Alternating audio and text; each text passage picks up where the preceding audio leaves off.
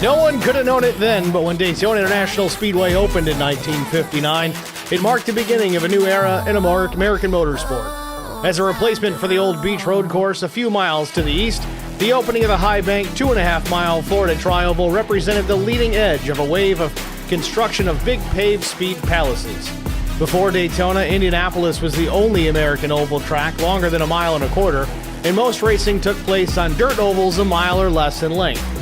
From the very first Daytona 500, won by Lee Petty in a 3-way photo finish, those high banks proved a favorable venue for wide-open stock car racing. Daytona kicked off the growth of NASCAR as we know it today. Daytona International Speedway's infrastructure has grown and changed to such a degree that it would almost be unrecognizable today to someone who hasn't seen it in the last 20 years. It's an amazing motorsports facility, but one thing hasn't changed over the past 6 decades. No driver can consider his or her career complete without notching a victory at Daytona. From Dale Earnhardt, who captured the 500 in 1998 after coming so close so many times, to 14-year-old kart racers whose racing resumes are just beginning. A victory at Daytona is a mark of distinction. Tonight, it's Season 9 of the IROC Challenge Series, and it starts now on HBR TV.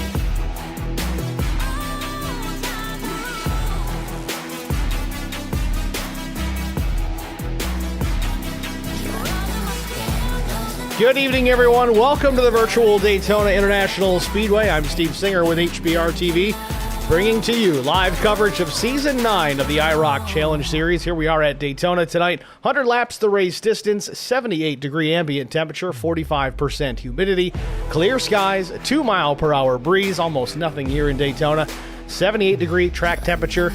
May or may not play a factor tonight as handling not a premium at places like Daytona and Talladega. We'll see if that remains to be the case. 4 sets of tires over the wall. Again, not likely to use all of them, but they're there if the drivers opt to use them. 100% fuel on board tonight, so roughly 32 to 36 laps, the distance the drivers can take on a full load of fuel. 1 faster pair, as things can get a little chaotic here at times, and 3 attempts at a green-white checkered finish if things do get chaotic. Practice and qualifying in the books. Warm-up session just about wrapped up here from the Speedway. Let's see where the drivers are lining out. Fastest in the warm-up is Newt Quick in the 4, a 46.89. Of course, that's going to be a lap in the draft.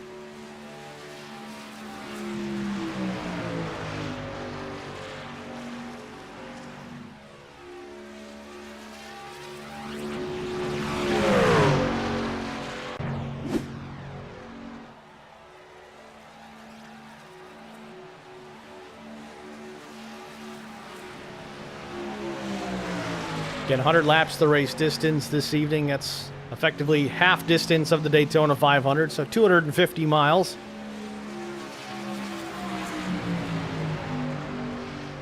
It'll be a fun way to start this season. We're going to go 10 races here with the Truck Series, then we're going to migrate over to the Xfinity Series cars, then we'll run 10 races there, and then we'll finish out the season for 10 more races in the Cup car. Still waiting on confirmation if that's going to be the next gen, the Gen 7 there, or the Gen 6. Either way, it's going to be a blast.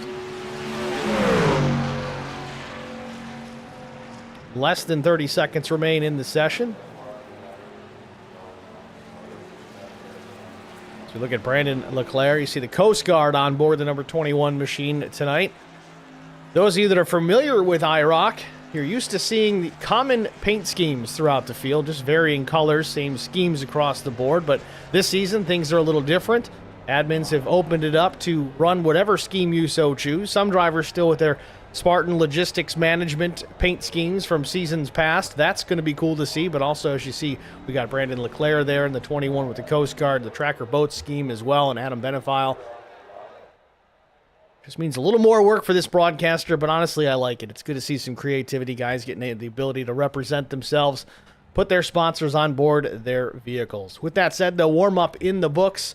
It's time for one thing here. That's our starting grid here from Daytona. On the pole position, a rather familiar name we haven't heard too much of over the years. but he's back. It's the number 25 at a lap time of 51.004. It's Jesse King. Outside front row, the number 83, another familiar name from Charity Motorsports. Missed it by 19 thousandths of a second. Brandon Mefford will start second. Row number 2, it's the 85 of Mike Cook. Jason Nilgis will start fourth. Kyle Turzak, super fast in the late model stock. The late model stock we had here last season. We'll see how he performs in the trucks. He'll start fifth. Steve Durbin rolls from the 6th position. Chris Wally, the number 75, starts 7th. Timmy Schofield in the 12. He'll roll from the 8th spot. 9th and 10th will be Lance Riggins and Brandon Leclerc. 11th goes to Garrett Johnston. Zachary Kleek in the number 77. He'll start from the 12th spot.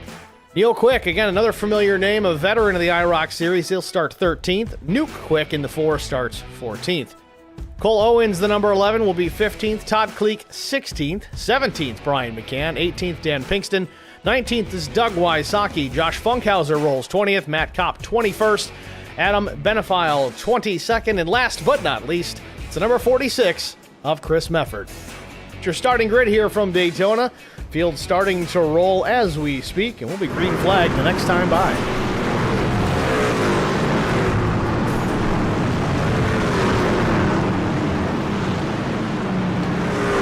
Again, the race details tonight. 100 laps the race distance, 1 fast repair to work with, 4 sets of tires over the wall, so 5 if you count what they're rolling around on right now.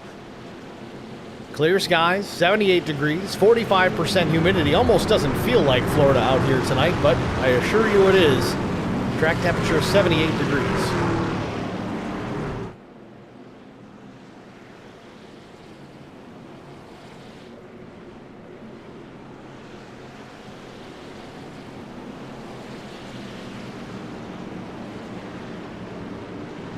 It certainly has felt like a long off season here in the IROC Challenge Series, but we're ready and raring to go here for yet another season, Season 9.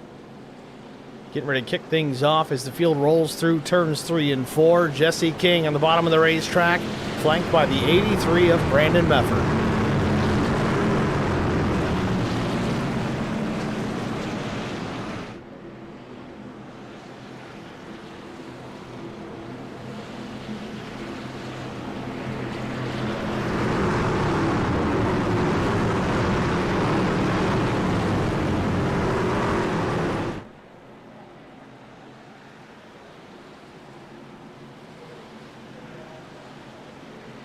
Pace car makes the hard left down pit lane, field into the tri-oval.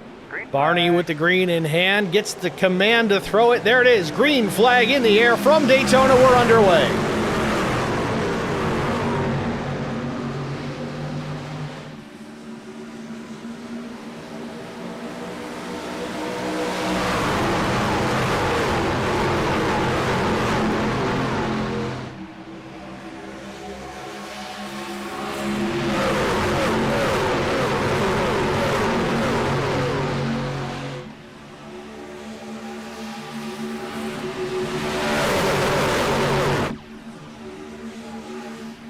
Field working the backstretch now into turn number 3. Jesse King stays out in front. Mike Cook is rolled up into the 2nd spot, the number 85 Toyota Tundra.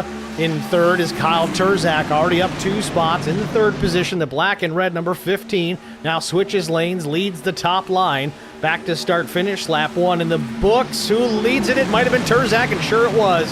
Kyle Turzak sniffs the race lead, now gets clear, moves past Jesse King with some help with Brandon Mefford. Mefford thought about jumping out of line, moving up top in front of the 88 of Jason Nilgis. Stays down to the bottom, didn't want to risk it too early. Field off at turn number 2 once again. Turzak with the race lead. Mefford jumps out of line, jumps back behind the 15. Down the backstretch now, Nilgis with some drafting help from the 42 is Steve Durbin. Going to see a lot of this all race long, I believe. Ooh, connection issues from Steve Durbin. That's scary to see, especially when you're close and tight here in the draft. Got away with it. Talk more about connection issues later on.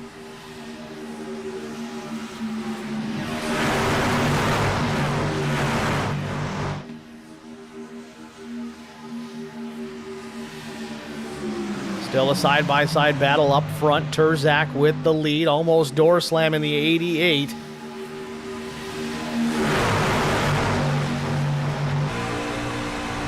On board with Kyle Turzak, drops down to the inside, got those laps led. He's going to let the field go on by. Doesn't like what he's seeing, too aggressive up front. Going to save the truck for now. He's going to try and get back up in line. Oh, some contact! They get away with it. Turzak tried to get out of the chaos at the front of the field and unfortunately almost created some. Turzak goes from the lead back to 13th. A little bit of contact with Lance Riggins, the 10 truck. Both drivers continue straight.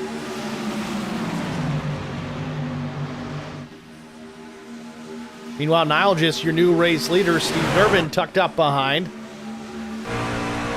On board with Durbin.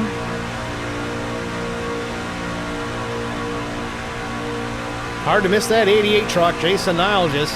Forget safety orange, that thing is bright.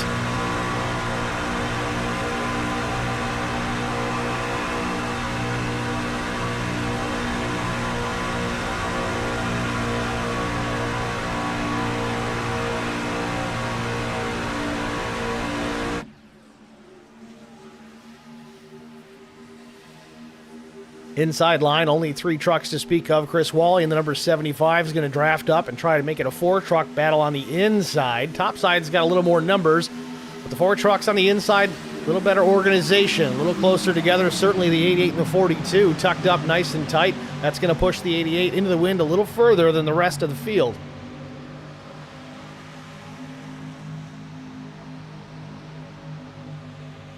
Outside line starting to move. Zachary Kleek, the 77, leads the charge on the outside line. Todd Kleek giving him a push. A little bit of damage to the 77 truck. Maybe an ill-timed push. Got a little more than he bargained for off the nose of the 45. Should be able to get that squared away at the first pit stop. At least get things a little straighter.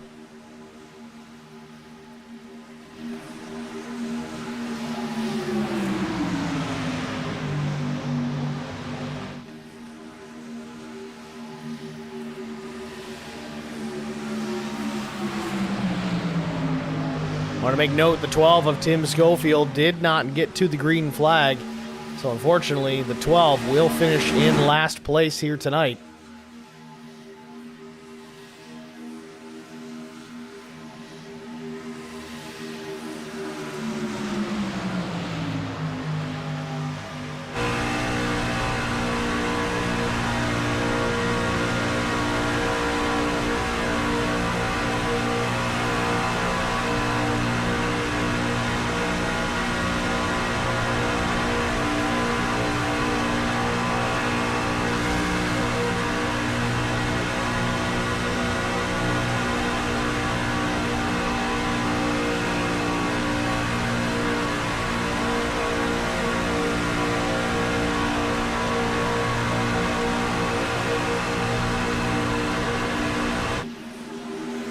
Steve Durbin going to pull on a line as well. Not liking what he's seeing. We'll see if he can get tucked back in before they get to turn 3. You got to lift a bit, plus get some guys to help get you back up there. Kyle Turzak now stuck in the middle for a moment. He gets clear as well. Tries to get down in front of the 42. Turzak maintains now the 12th position. Just kind of biding his time, riding around right now, taking care of the truck.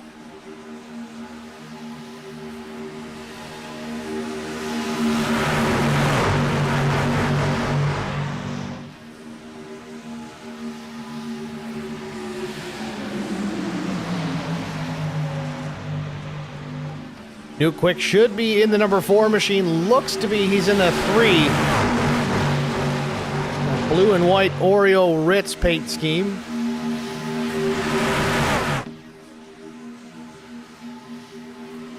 First race of the season, there's always a couple.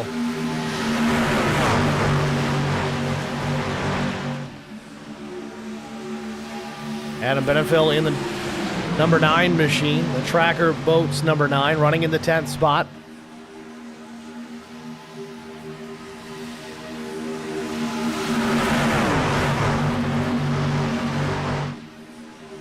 Taking a look back out front. It's the Kleek and Kleek show. The 77 and the 45 lead the field. Jesse King to the right elbow. The 45 of Todd Kleek.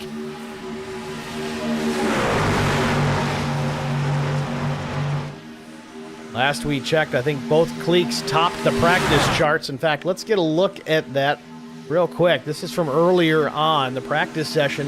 It was not the Kleeks. That may have been different point in time. But Funkhauser, Benefiel, McCann, Schofield, Riggins, those are your top 5 in early practice session tonight.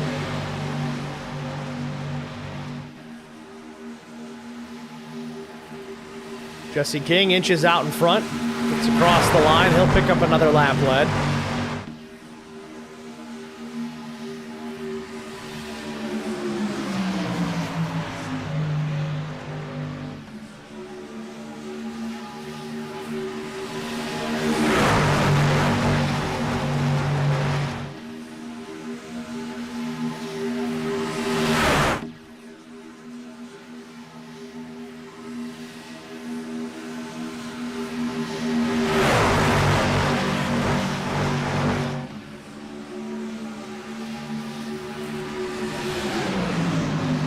Zachary Cleek still leads off turn number 4. Looks to be pretty comfortable out in front, especially when he's got Todd Cleek in behind.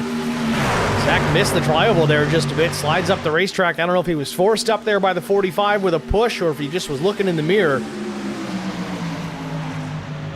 Jesse King and Jason Nile just now working together. Topside the 22 as well. Daniel Pinkston.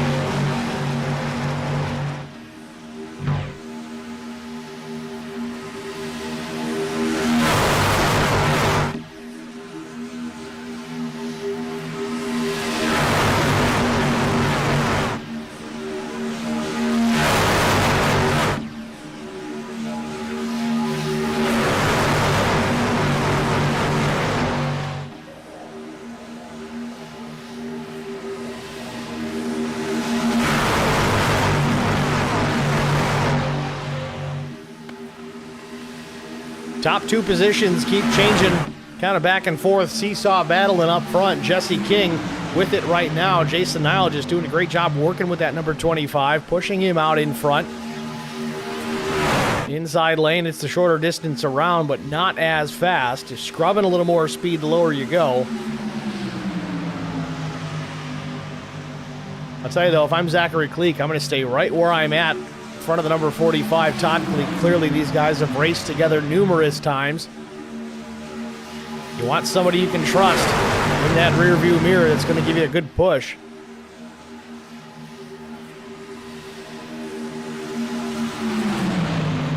Nile just took a look to the inside of Jesse King for the race lead. Just a peek, didn't have anybody helping him to go.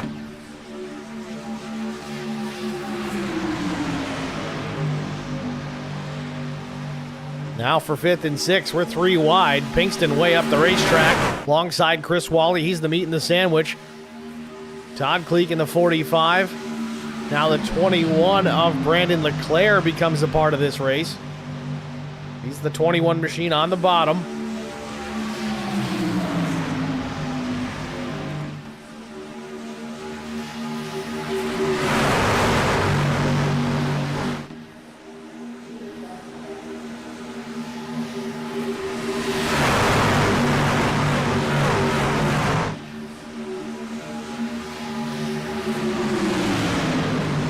Just like that, Chris Wally working the high side in front of Dan Pinkston, going for the race lead. We're 3 wide for the top 6 spots here at Daytona.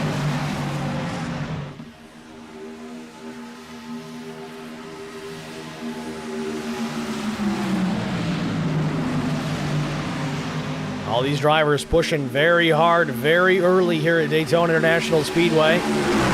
Cop caution coming up at lap 25. No stage breaks this year, at least in this segment of races.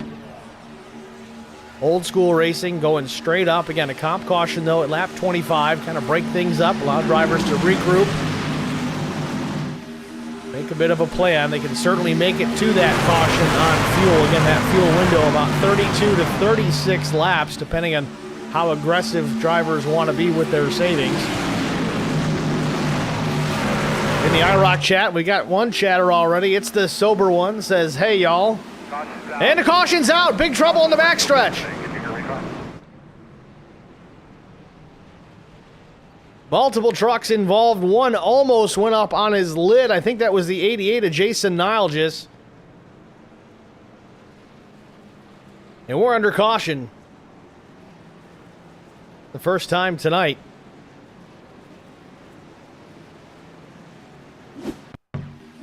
get a look at it here just a moment ago. Some fancy new graphics, iRacing. Didn't know that was coming. We've seen the blowover with the old 87 Cup cars for the longest time, but we actually got some air underneath these trucks now. That was interesting to see.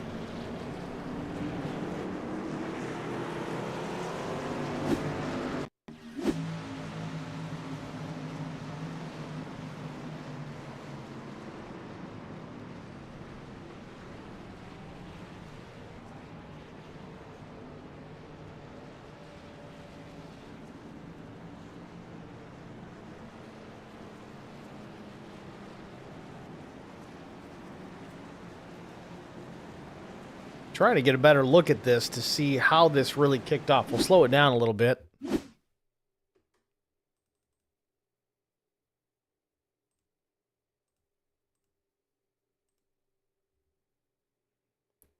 like the 45 pinched off Jesse King here, which in turn sends him into the 88 analogous. Chris Wally gets kind of sandwiched in there as well.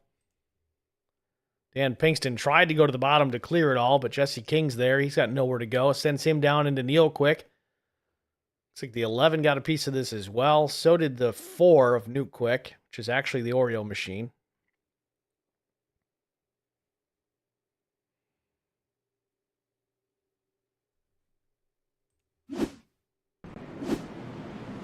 Pit stop's underway, clearly, through that incident. Chris Wally going to take right side tires in this caution opportunity here. 16 laps in, so I don't think this is going to count as our comp caution. It's a bit early to go that far, but is Wally going to sit here and fix this? Yeah, he's going to try and get some repairs made. Not going to burn that fast repair this early.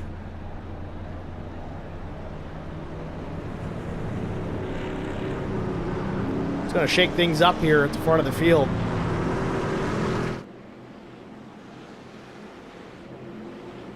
So Zachary Kleek's going to be your new race leader. Brandon Leclerc, Nuke Quick, Steve Durbin, Josh Funkhauser is your new top 5.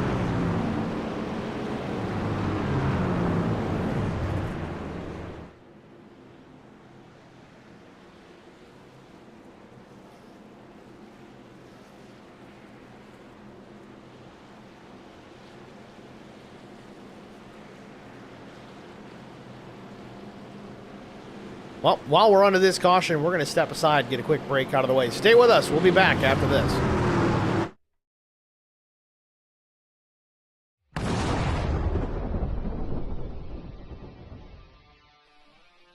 Spartan Transportation and Spartan Logistic Management is your one source for all your shipping needs.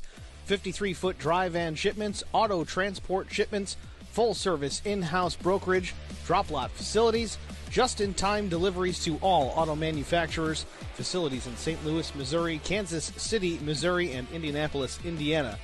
Spartan Logistics, LLC, proud sponsor of the IROC Series, Kyle Steffens UMP Modified and Silver Crown Driver, and Gordy Gundaker, World of Outlaws Late Model. Visit us at spartan-logistics.net or find us on Facebook.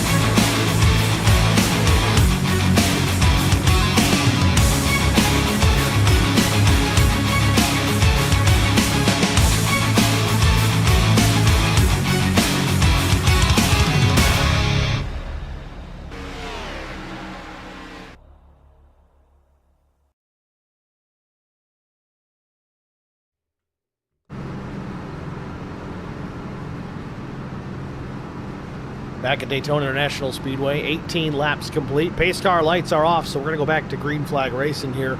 Be lap 19 when they retake the green flag. Should still have a comp caution coming at lap 25, so keep an eye out for that.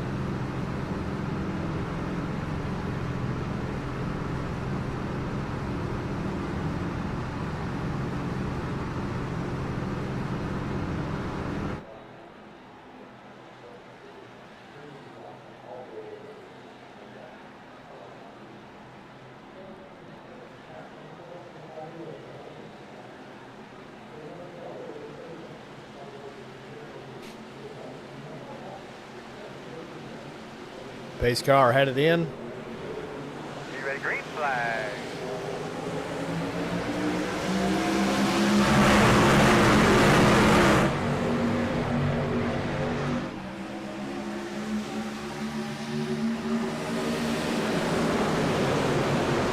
Field coming up to speed.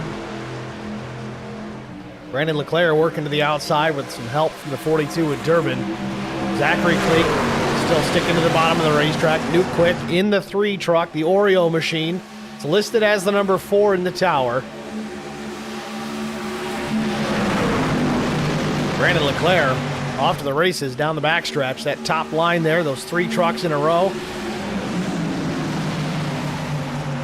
Battling back on the bottom, Zachary Cleek.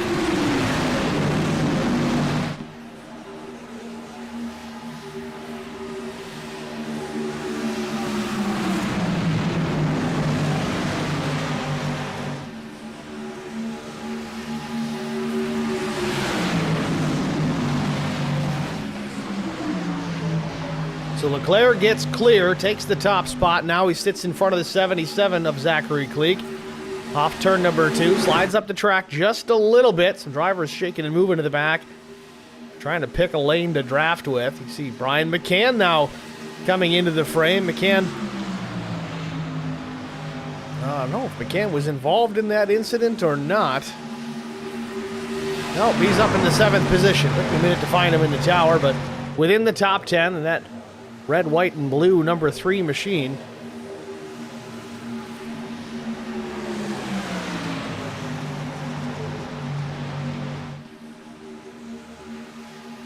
Meanwhile, Zachary Cleek showing his prowess on the super speedways. He quickly gets back to the race lead. Ahead of Steve Durbin, still Durbin pushing in that number 42 Bluey machine. One driver out of line. I don't know if that was intentional or if he got pushed down and kept it straight, but nevertheless, not sure exactly if that's the 5. No, it's a 15. There we go. Garrett Johnston in that number 15. Couldn't see the 1, but he got her figured out.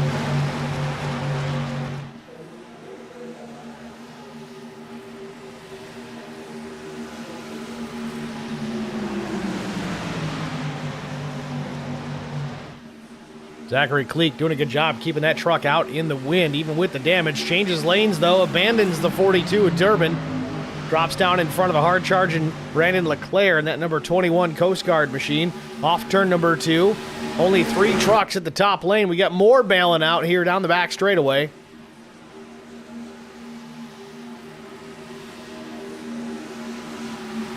Kyle Turzak with the 15 on the door. It should be the 51. See, I told you, first race of the season, folks. We're trying to get these numbers right.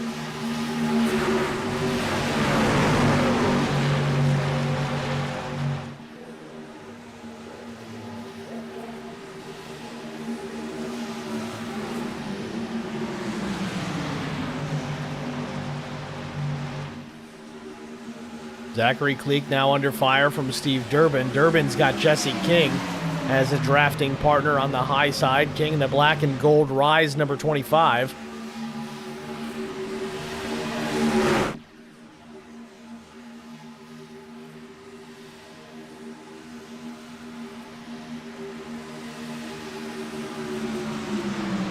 Top line's making it work, but Jesse King steps out of line thinking he's going to have some help to go for the race lead. Doesn't look like that's going to pay off. Here comes the 11 of Cole Owens. King's going to lead the outside line. Durbin leads the bottom. Owens just coming up into this picture. He runs in the second spot. Zachary Cleek third in line on the inside.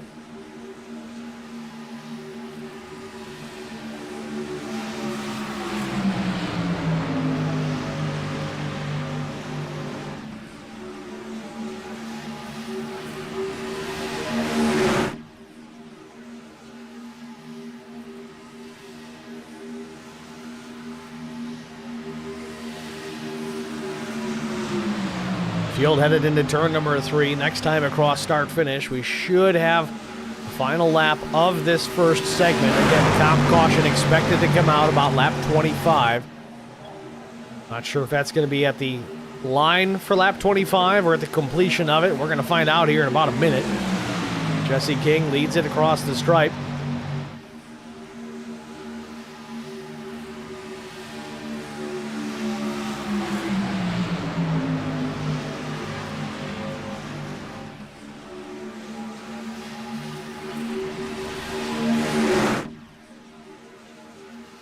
Durbin steps on a line, switches lanes now, gets up in front of Garrett Johnston. The 11 of Owens, he drops below the yellow line. I don't know if he was just trying to get out of it. He's going to stick now on the bottom side. Durbin with the race lead, coming to the comp caution, I believe. One driver out of line, that's the 15 of Johnston again. Big pushes coming off turn number 4. You think they'd be paying points for this sort of thing with the kind of aggression we're seeing at the stripe. Garrett Johnston's going to lead it at the line. Caution comes out. If that's just a preview to what the last lap of this race is going to look like, I'm excited.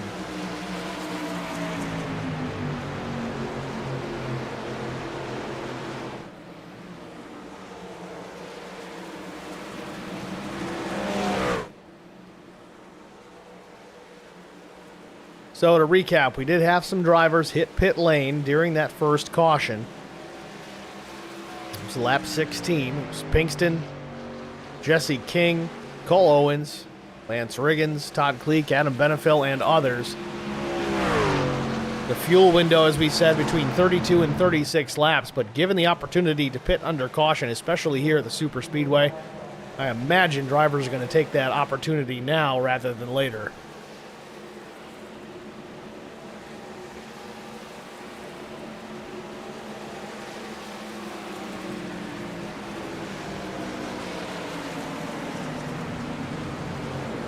Garrett Johnston trying to get caught up with the pace car.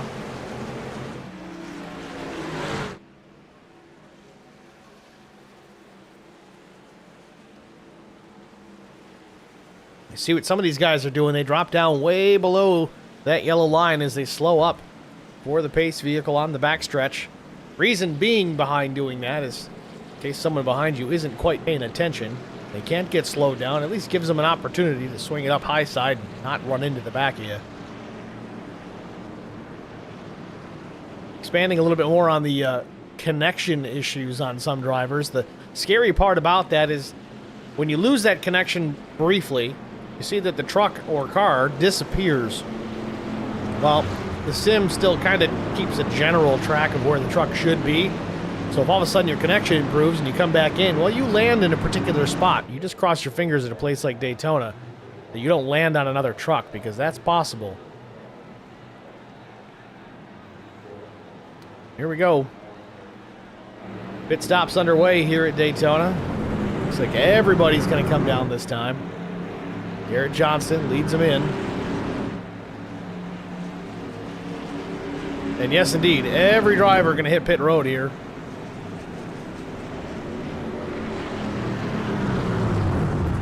Johnston has to back it up, overshoots the box a bit. See, a couple drivers might have stayed out. No, yeah, Chris Mefford and Neil Quick stay out on the racetrack.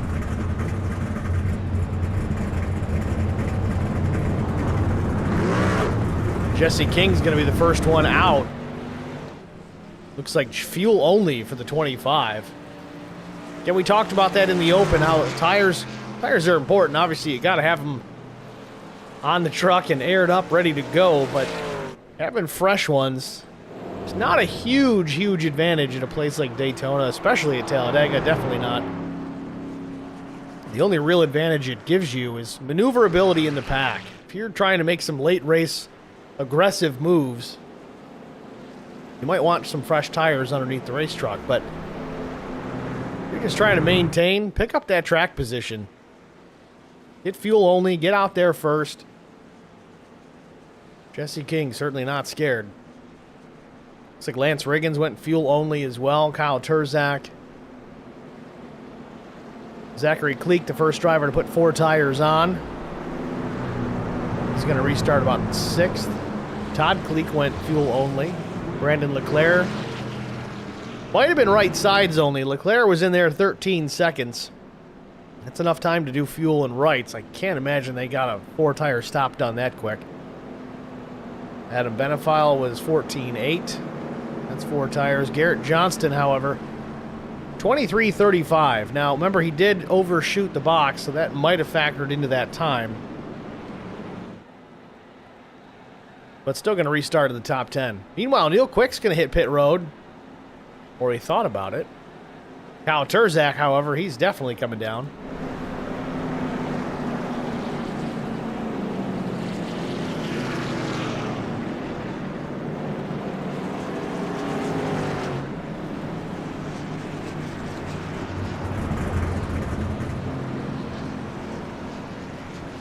A lot of drivers coming back down to top off. Lyle just has to back up a bit as well. He missed the box just slightly. Now you see Turzak slowed up. Want to pay close attention to that. Turzak was very slow on exit of the pit lane. Now my question is that because pit exit was not open yet? That is sometimes the case. You got to wait on that pit exit flagger to open up pit exit before you can leave. Otherwise, you're going to incur a penalty. A couple of drivers did go by Turzak, leaving the pit, so I'd be curious to see what happens if those penalties are cleared or if they're enforced. If they're cleared, Turzak's not going to be a happy camper.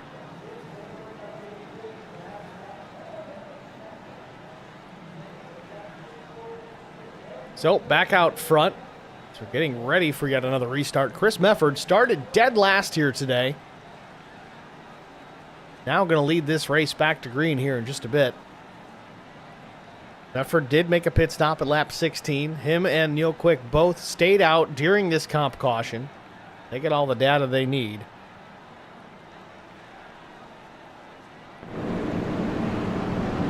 As you see, the pace car lights are out, so we're getting ready for a restart here.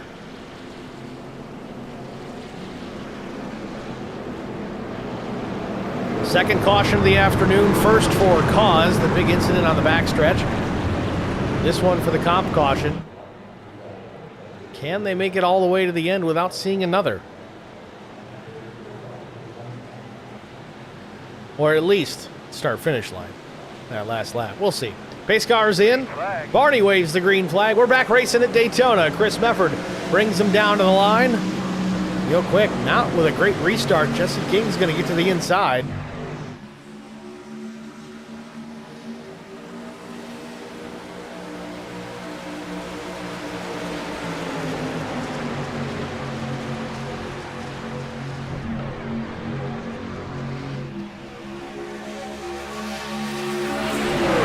Truck still coming up to speed. It takes him a lap at least to get up to full song.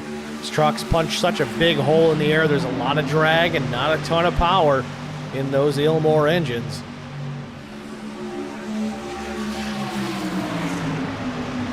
Mefford maintains the top spot through 3 and 4. On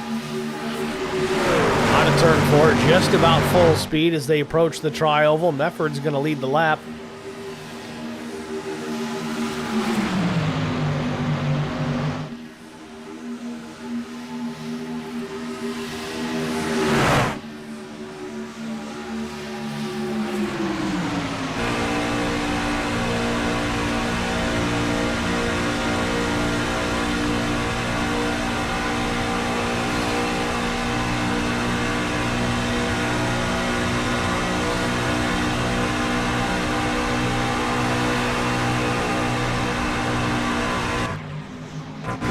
Oh, Chris Mefford losing connection for a moment.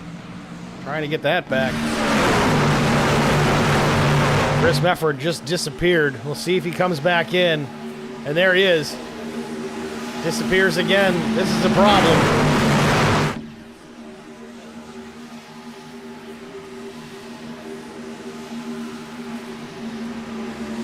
I don't know if that was a server issue. We had some problems here too for a moment, but we're back up. Good running here.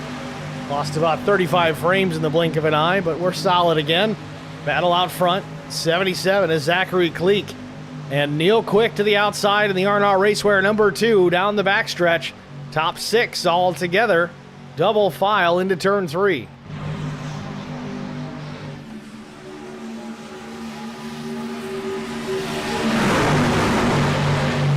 We got Sam in the HBR TV chat, says, go Leclerc. Thanks for checking in, Sam.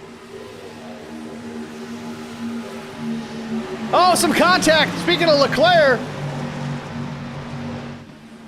he saves it.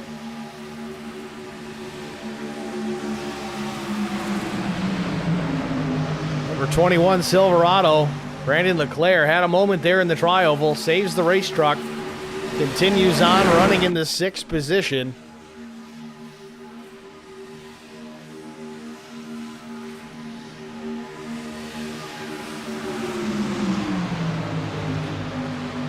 Zachary Cleek still out in front. He's been the dominant truck here tonight. A lot of people talk about how, it doesn't take a whole lot of talent to run around these super speedways. You just got to be lucky. Well, Zachary Cleek, at least to this point, has shown a propensity to get to the front. If he gets past, doesn't take him very long to work back to that top spot, whether it's on the outside or the bottom. He's been able to get it done.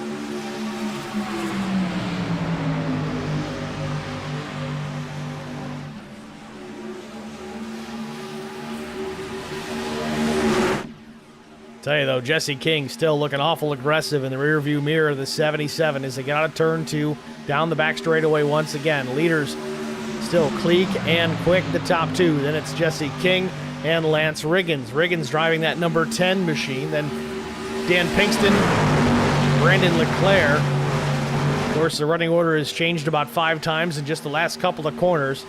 Cleek, though, the ever constant one in the timing tower, still leading this race. Neil Quick still to the outside. The top 2 remain unchanged 35 laps in.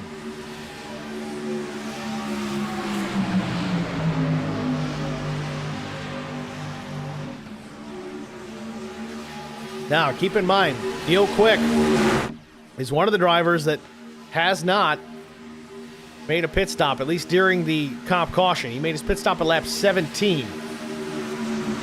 Now, unfortunately for Chris Mefford, he also pitted lap 16, but he had a major connection issue a handful of laps ago. He maintains his position on the lead lap. Remember, he was out leading this race, and all of a sudden, he's at the back of the pack, trying to get things sorted. It may have been an intentional decision on the 46's part. Knowing he was having those connection issues, you don't want to wad up the field because of it. So a veteran move, a smart move. Chris Mefford dropping to the tail here until that gets figured out, or at least gets a little more stable. Meanwhile, back out front, Jesse King now powers around Cleek. He takes the top spot. Neil Quick pushing King very hard down the back straightaway. Outside line's got the numbers and a little bit more organized than the bottom.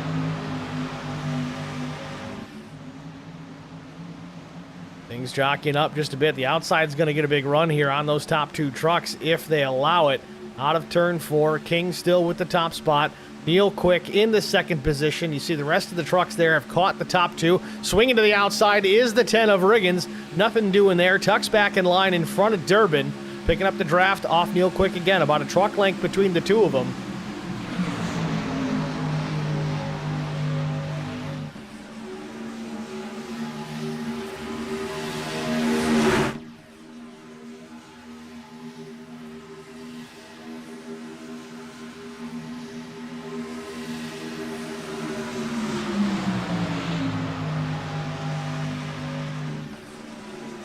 Neil Quick, I thought he was going to go to the inside there. Just took a look. Maybe trying to get some cooler air up the nose of his race truck. Trying to keep things cool. That's the problem, is the trailing driver. If you're tucked up, giving the lead driver a big push and not getting a whole lot of air into the radiator, trying to keep that engine cooled down. Run enough laps under the green flag. You may see guys step out of line just trying to get air onto the nose.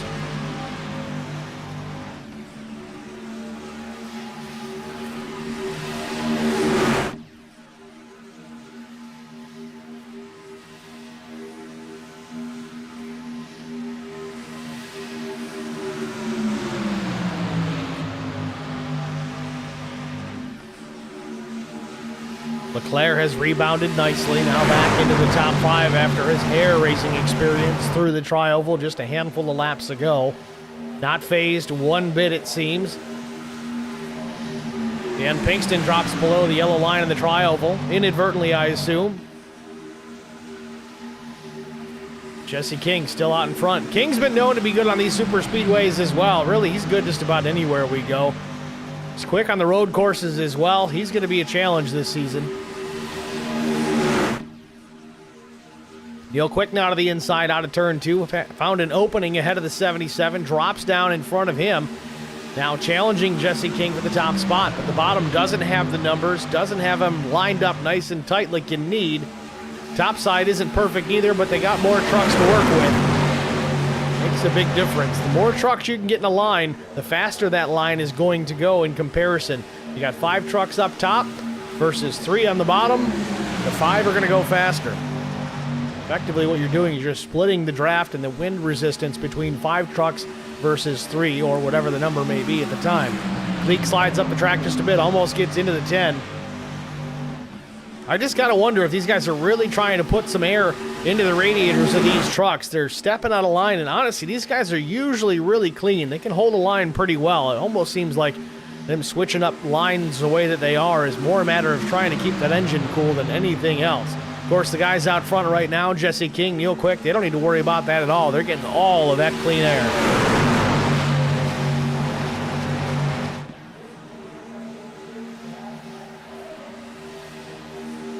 But again, talking of Neil Quick, pit at lap 17. Yes, we had one caution to break things up after his pit stop, so that's going to extend that fuel window from that 32 to 36, maybe to as many as 40 laps. But we're just about at 41 laps right now, so let's just say it's an arbitrary number of 40 laps. Add that to the 17, so we should see Neil Quick pit for fuel, at least be required to here in the next 15, 17 laps. Again, that's just a guess. I'm not really great with the math end of things on the pit box, so we're just trying to get that figured out. But we're going to see Neil Quick down here for fuel before anybody else, unless something else happens under caution. That's going to be the game plan, I think, for the 2.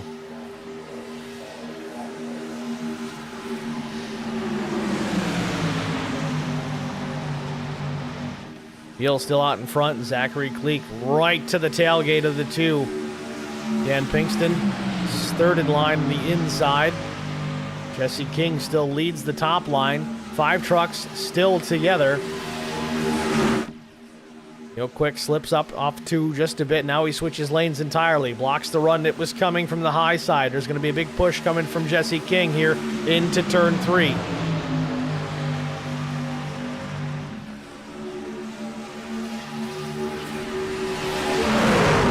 These guys are putting on a show here at Daytona. It's been a good one to this point.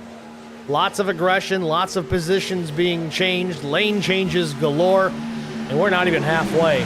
Zachary Cleek, though, back to the top spot, off the nose of Dan Pinkston. Brandon Leclerc, Neil Quick, Jesse King still the top 5. Neil Quick up the middle here. King backs out of it, doesn't want to be the top piece of the sandwich in that mix.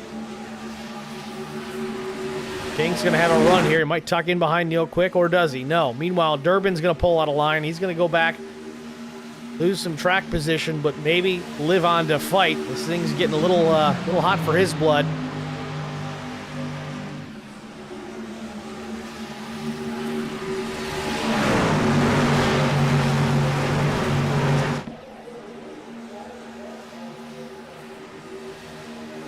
Zachary Cleek still in command here at Daytona. Crosses the stripe, puts lap 44 up on the tower. Pinkston, Leclerc, Cleek, and Quick, the top 5. Quick now in a battle for that 5th spot with Cole Owens, the number 11 Ceramic Pro machine.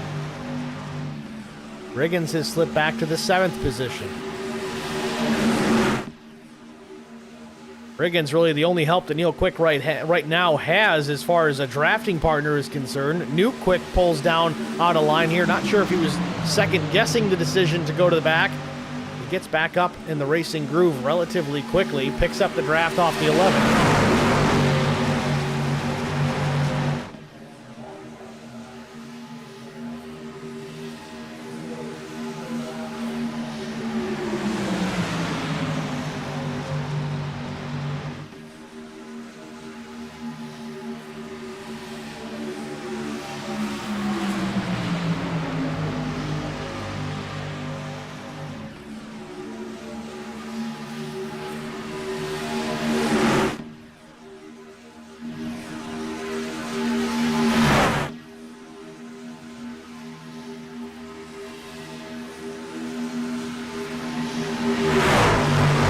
25 laps in the books.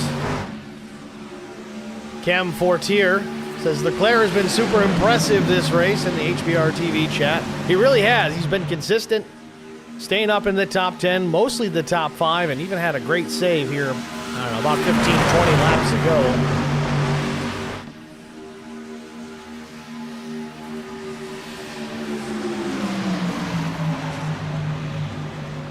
Again, guys, I apologize if I'm getting quiet very often. It's not that there's not action to cover here. I'm just trying not to cough on air, so I keep clicking that button.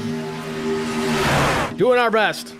Cleek still with the lead. Pinkston second. Neil Quick battling back on the outside into turn 3.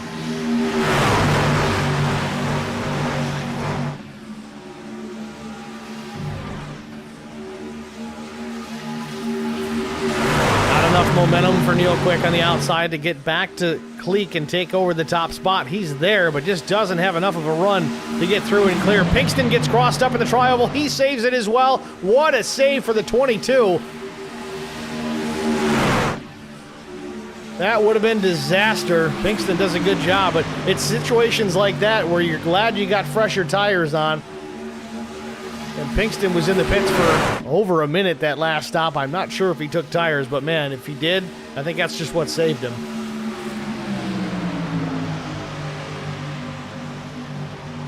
So Quick now to the lead, now to the inside. Cleek switches up, goes topside. He's back in the third. He's going to lose third here in a minute, I think, to Leclerc. Off turn number 4. Neil Quick in command with nobody to the outside. Pinkston pushing the 2 through the tri-oval. Third place is Leclerc. Battle for fourth between Zachary Cleek and Lance Higgins.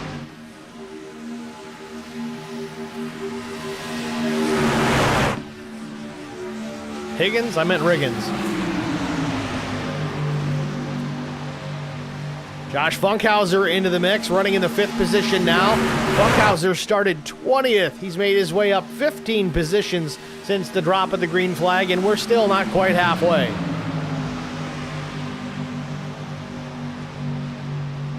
New Quick in behind Zachary Cleek. Top lane needs the numbers. Right now only 3 trucks working together. Jesse King takes a peek to the inside of Quick there. Nothing doing for the 25.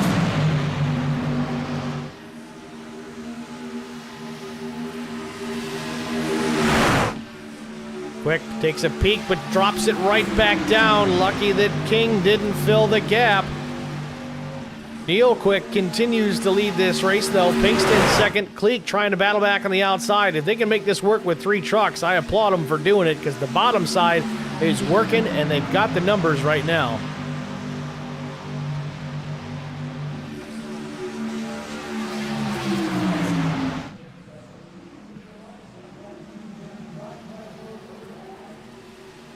Off turn number 4, about to put the halfway lap up on the board. Lap 50 as they cross the line. Neil Quick's going to lead them down. Cross flags here at Daytona.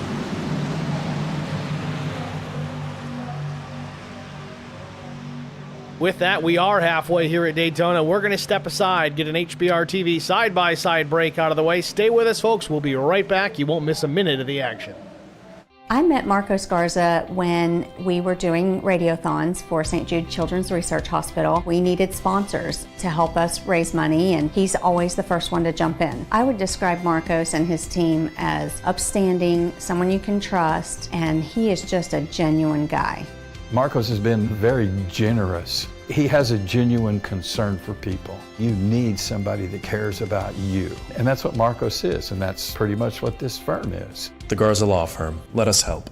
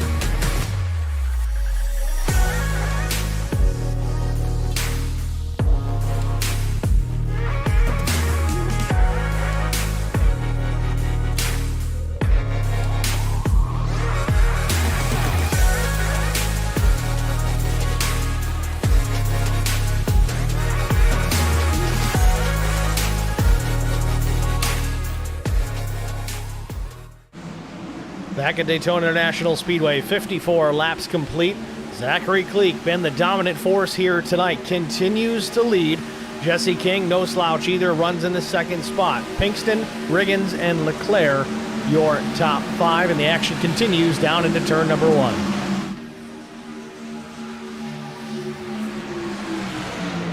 See the margin of the lead for the 77 of Cleek. Not very much, maybe a few feet over the 25 of Jesse King. Meanwhile, Pinkston now pushing the 77. The top lane, though, only 3 trucks, but they're making it work. It's King, Riggins, and Nuke Quick. Meanwhile, during our break, I believe, Neil Quick made his pit stop. Indeed, he did. He did take tires. Unfortunately for the two, him being off sequence and no one to pit with puts him at a disadvantage as he goes down a lap here. So we had to make that pit stop under green flag conditions. Now, if he stays the first truck 1 lap down, if we get another caution, again, that's an if. It's really his only saving grace. If we get that yellow flag to come out, he'd get that lap back, he'd get caught up to the tail end of the field, and he can continue his march back towards the front. But at a place like Daytona, you are not going to get that lap back in a fashion that's effective under green flag conditions. So Neil Quick's just got to sit there and ride, take care of the truck, and cross your fingers for a yellow.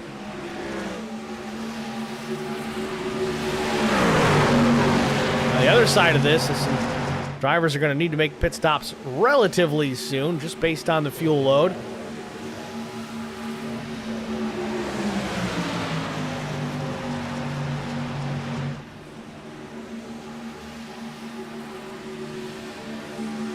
So you're probably going to start seeing some fuel stops under green additionally in the next 5 to 6 laps.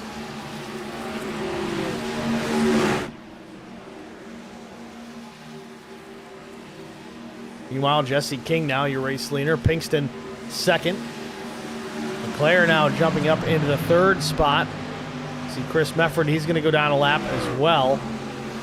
So now Mefford, the first truck 1 lap down. Neil Quick's going to need to get around the 46 if he wants to get that lucky dog. Again, it's dependent on the caution coming out. I want to remind everybody, no stage breaks in the series this year. There was a comp caution at lap 25, but that's the only planned break that we're going to have. So if the yellow is to come out, it's going to have to be a natural caution, which is going to result in likely some bent sheet metal and some tire smoke.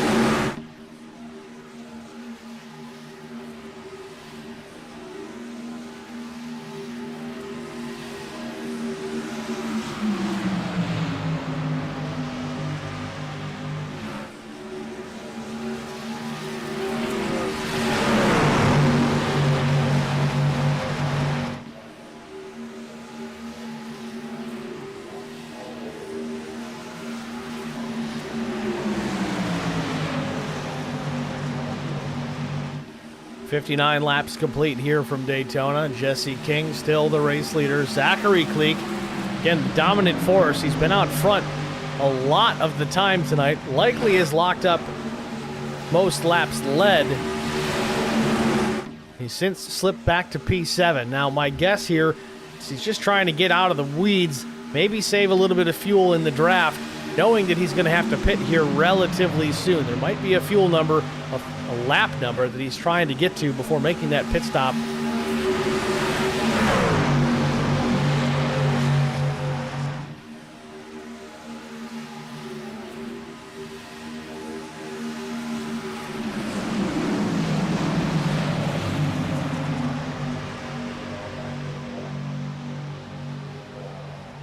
Meanwhile, back out front, Jesse King now your new race leader. Put it on pole here tonight. He's been out front battling all night long.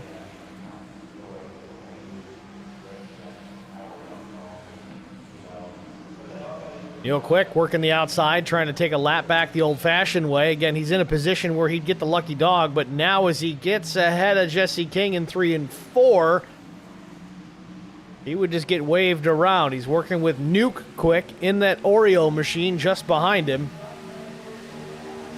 And then Chris Wally not too far behind either, about a truck length behind the 3 truck.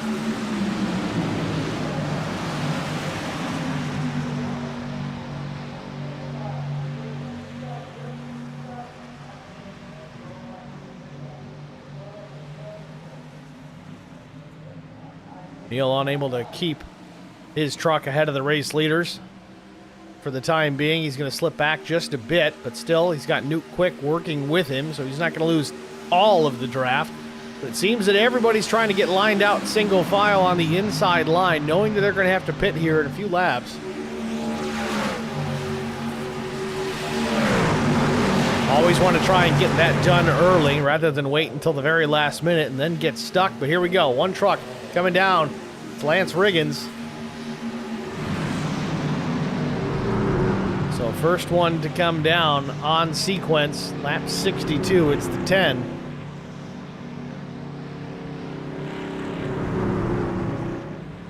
And this is going to set him up for a situation. If we go green to the end, likely going to need to make a splash and go on that final stop.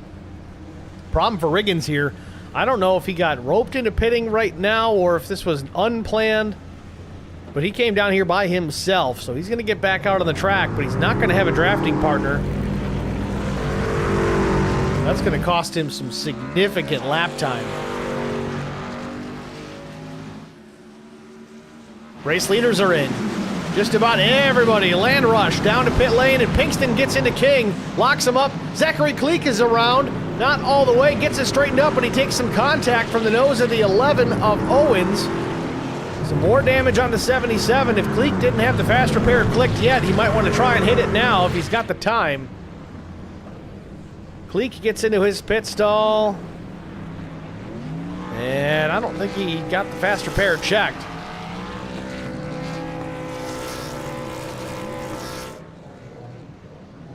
And he might get held here. No, he got away with it. Leak down and away, 16:22. Not a great stop. He's probably pretty happy that he didn't get nailed for an unsafe entry. Try and find that one here. Give me a minute. We'll see if we can find it. Zachary Kleek entering pit lane here, lap 63. Here we go. Of course, he's already on pit lane. We've already missed the disaster. We're just going to have to rewind this and watch it. So at speed. Too much rear brake and locks it up. Oh, and Owens just nails him in the back.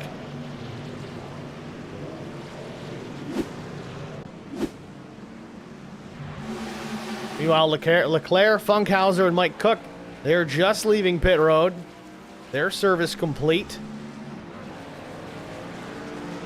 It's going to be a stretch. These guys that are making their pit stops now, they might be able to make it to the end if we stay green. They're going to have to work for it. I think 34 laps was about the average for everybody, but if you stretch it and you can save some fuel and you're careful about it, you might be able to go with 36.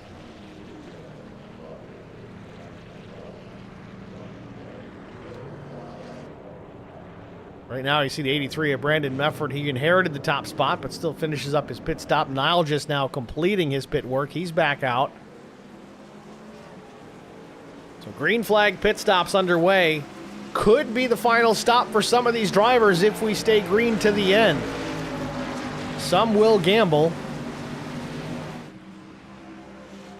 But again, you're going to have to try and save. And by save, that means get in the draft, tuck up behind somebody, lift off that throttle until it's time to go. Many of these drivers working with a legitimate crew chief, watching their fuel, or usually utilizing an app like Race Labs or something of that nature, trying to help them figure out fuel economy. Even iRacing has the ability to do it, though not quite as accurate.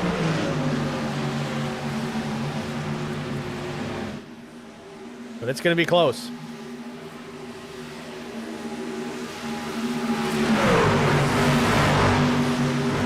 So post pit stop, these drivers are back up to speed. Nilgis, Durbin, Johnston, Mefford, McCann, the top five. McCann and Turzak working the outside. We're at the 46 of Chris Mefford, who's now on the lead lap again as well. Big time run on the outside, down the back straightaway. Brian McCann going to take over the lead into turn number 3. Turzak's going to drop down with him. What a move. Watch these two guys battle it out in the late model series last season. Now they work together to get to the front of the field. So new top 5, it's McCann, Turzak, Nilgis, Durbin, and Chris Mefford.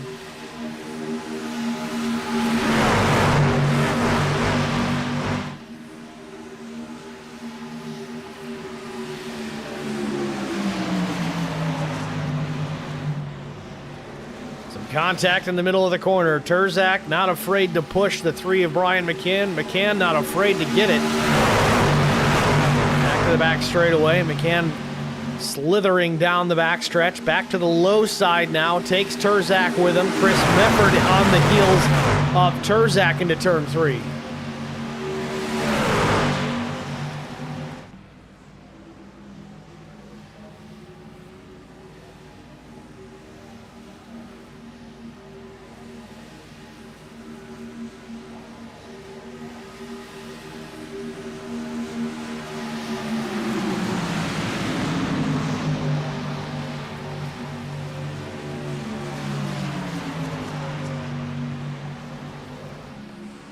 You see your new top 3. It's McCann, Turzak, Chris Mefford. Chris Wally jumps into the 4th spot. And Neil Quick, remember, he was a lap down, just praying for a caution.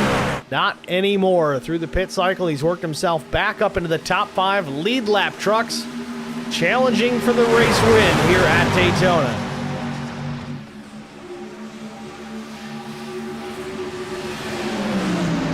Chris Wally trying to make a move to the outside. He wants the race lead. Up to 2nd. He's got some good pushers behind. Neil Quick, Riggins trying to push him across the line. Wally may have let that lap. At least going to pick up some points at a bare minimum. Still working to the outside of Brian McCann.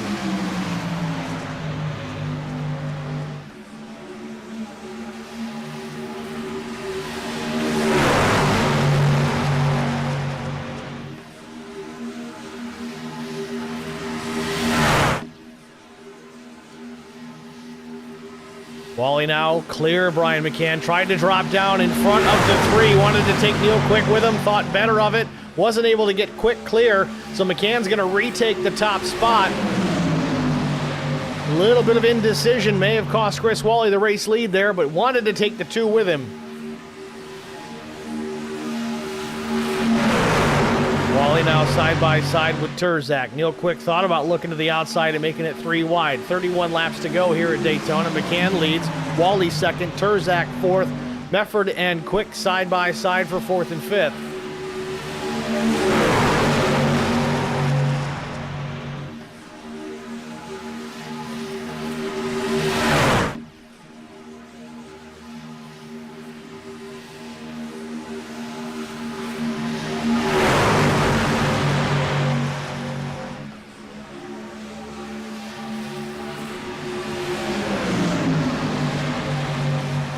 Turn 4, still battling at the front of the field. These guys are fighting like there's 5 laps to go. There's 30 laps to go as they cross the stripe. Dan leads it. Wally not giving up. Wally's tough on these super speedways. I've had to fight him off a couple of times myself before I jumped behind the microphone and I was in the cockpit. Unfortunately, I lost that race.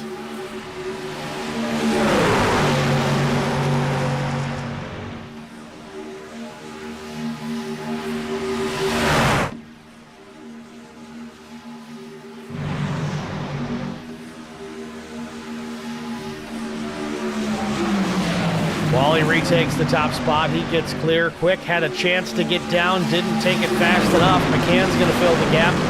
Now, Neil Quick stuck on the outside. We got equal numbers, top and bottom, though. This is where it gets fun and interesting. It's all a matter of getting organized. Whoever can have the tightest single file line is going to have the pace. Now the outside, again, it's the longer way around, but again, you're not scrubbing as much speed, so you can have a little bit more of it. There's benefits to top, there's benefits on the bottom.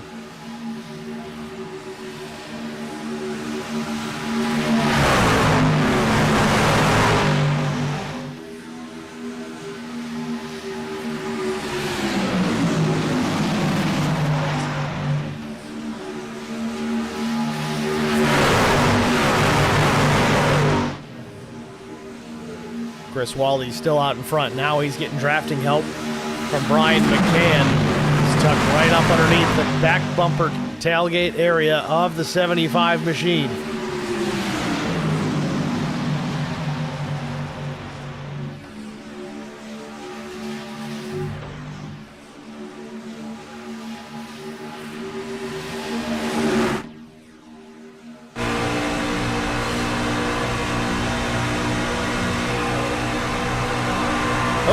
Contact with Chris Wally and Riggins. Riggins goes way up the racetrack. Wally loses the lead to Neil Quick, still maintains the second spot.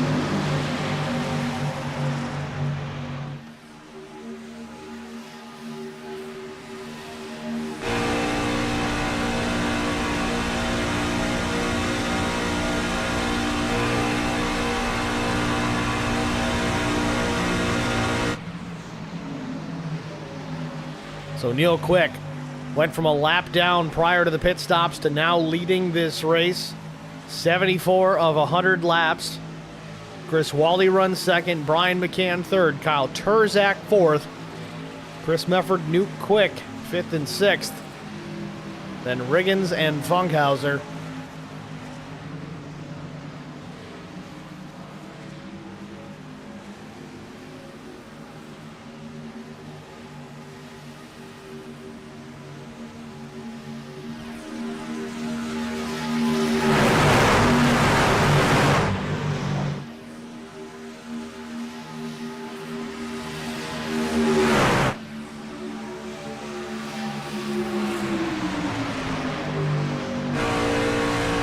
On board with Chris Wally, still running in the second spot, holding a pretty wheel out of turn 2.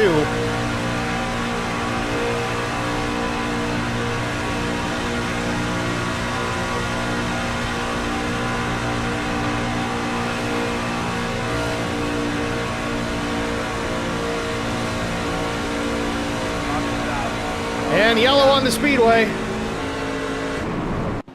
Not sure what we have here. Oh, big trouble. Nile just involved in this one again as well.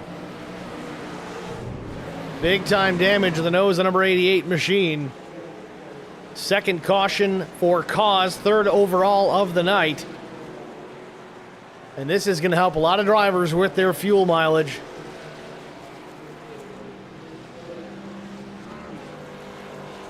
Let's get a look at it. Ooh, it happened way up in front of Nile. Just big time impact. Chris Mefford.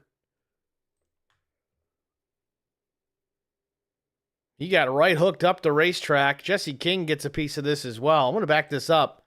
That was a big, big hit. Yeah, Newt Quick just coming down the racetrack. I don't think it was intentional, but man, it almost looks like he had a magnet on the right rear of his truck bringing Nuke down. Yeah, Jesse King's going to get a piece. It'll send him up the track. Cole Owens gets a piece of this as well.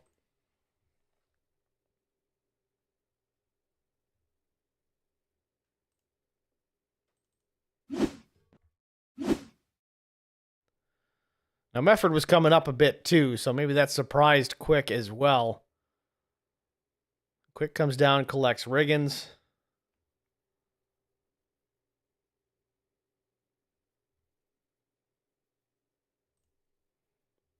Go back and watch the Nile just end of this thing. He got a big piece of the wall as well.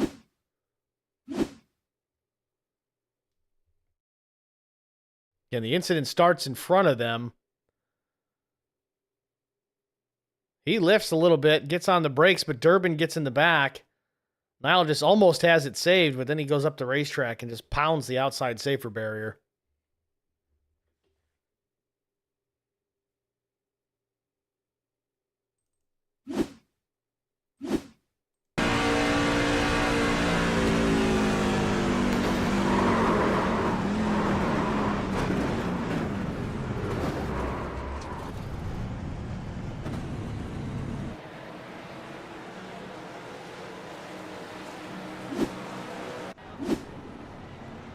Well, as I said, that gets everybody in a situation where the fuel is no longer an issue, but looks like the majority of these guys came down and pit anyway. Some had tires, some decided not. Neil Quick, though, he's out first with an 8.4 second stop. I'm going to say that's fuel only for the 2 of Neil Quick. Chris Wally's going to come back out in the second spot. His was 12 seconds. He might have taken right sides. Again, as we talked about earlier on in this race, tires not as important. You could probably run this whole race on one set, but your maneuverability is what suffers as the tires age. But if you're Neil Quick, you're digging for that track position, you want to be out leading this race, fuel only was definitely the call.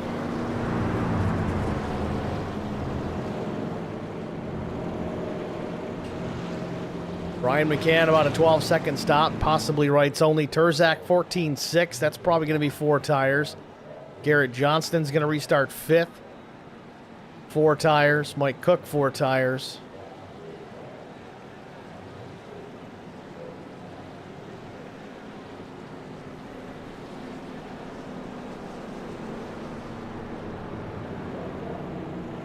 Neil Quick certainly not known for his love of super speedways by any means. I'd say Neil's more of a short track guy than anything else, but he usually performs well at these tracks when it comes down to it. But in the same token, he tends to get caught up in somebody else's disaster before they come to a checkered flag. Gonna be good to see if Neil can get this one done. Certainly has the skill. Just needs to pick up some luck.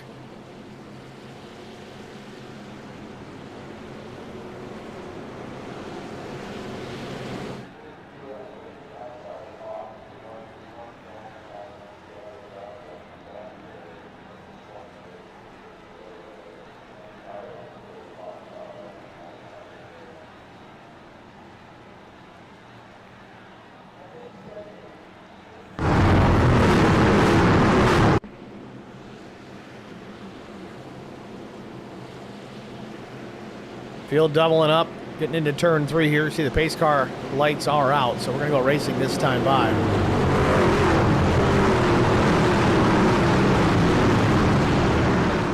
It'll be 22 laps to go at the line.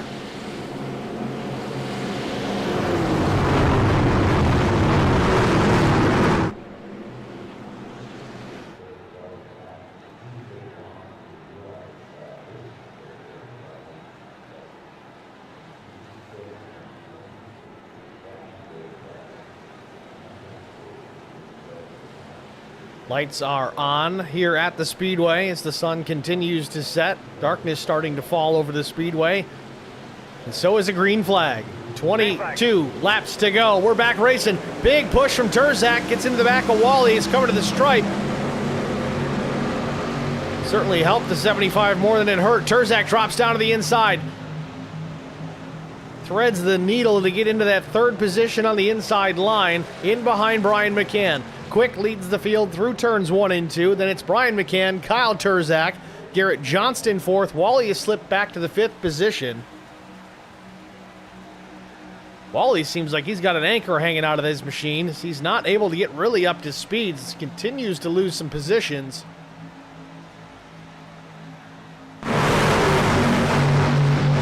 Quick still out in front through turns 3 and 4. It'll be 21 to go at the line.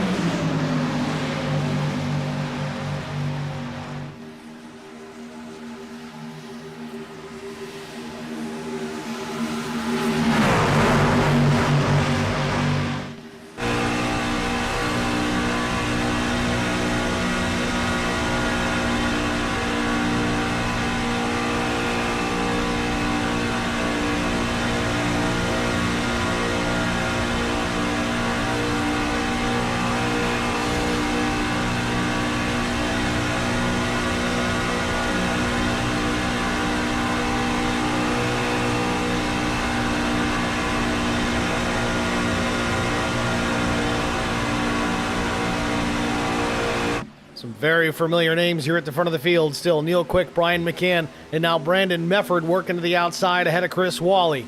Turzak still to the inside behind Brian McCann.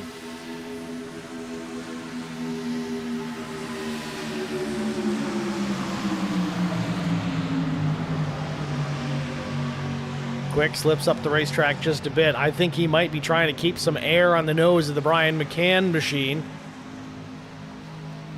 Wants to keep Brian there, pushing him as long as possible. He trusts Brian. He's worked with Brian. He's raced with Brian for many seasons.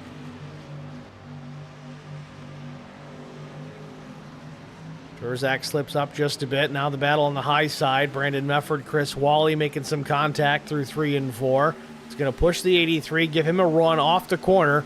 Get side by side with Brian McCann for the second spot, but not enough to get up to Neil Quick. 19 to go.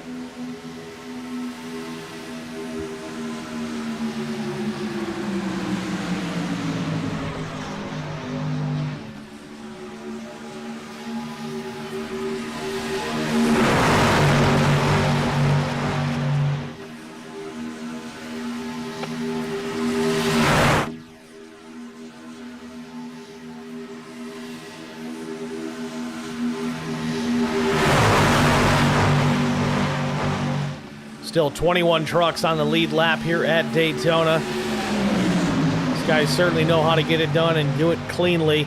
Turzak slips just a bit off turn number 4. No harm, no foul. Doesn't get into anybody.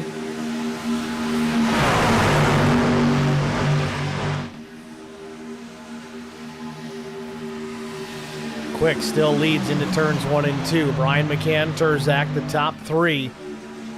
There's certainly a chance Quick could lead this all the way to that white flag lap. It's that white flag lap that's usually calamity. Again, don't forget, the yellow comes out in the last couple of laps. Oh, we got one down low. It's Pinkston.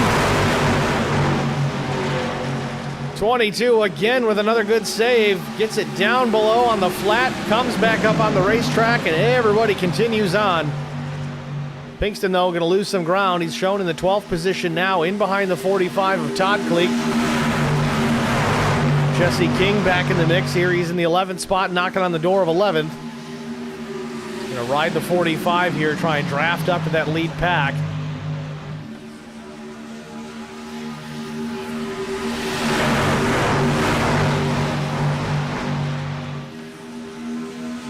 Now Brandon Mefford battling for the top spot with Neil Quick. Down the back straightaway, Mefford right there. Mefford on the outside, the white, red, and I think blue, number 83. Zoe's place on the hood of that Chevrolet.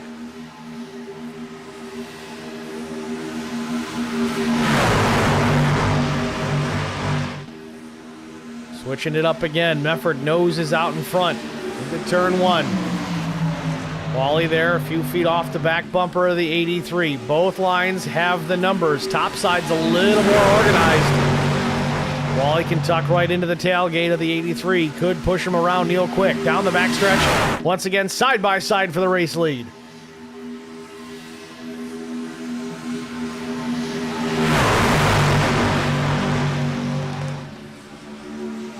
Three-wide battle just outside the top 10. Todd Kleek involved in that one. Kleek slides up the track a little bit. Duke Quick as well.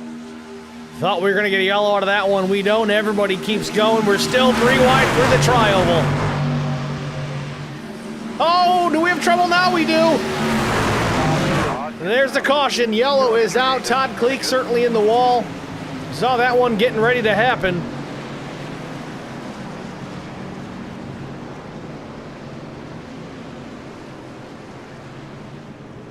Todd Kleek with a little bit of right front damage on that number 45 CarQuest Auto Parts machine.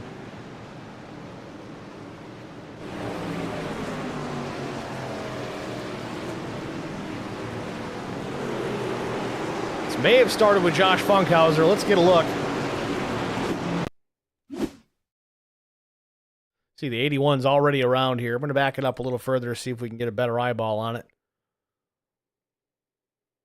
Jason Nile just involved in this one as well. Again, he's had a rough afternoon.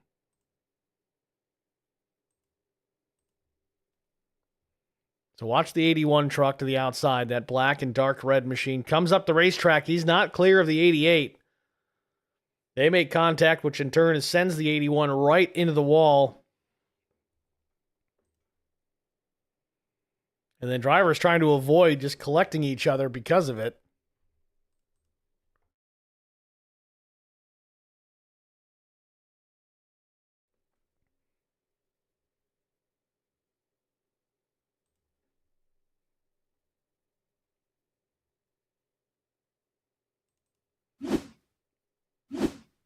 Watch it again here. Nuke Quick tries to avoid, just goes a little too far. I mean, you can never go too far, I guess, if you're trying to avoid a wreck, but he does collect some other trucks in the meantime. Pinkston was one of them, but he keeps it going straight. Doesn't really get into anything. Might have a little bit of damage from that contact. Zachary Cleek gets through. But there you have it, our fourth caution of the day. Third for cause. Neil Quick still leads. 14 laps to go. We're going to take a quick break. We'll be back with the conclusion from Daytona after this.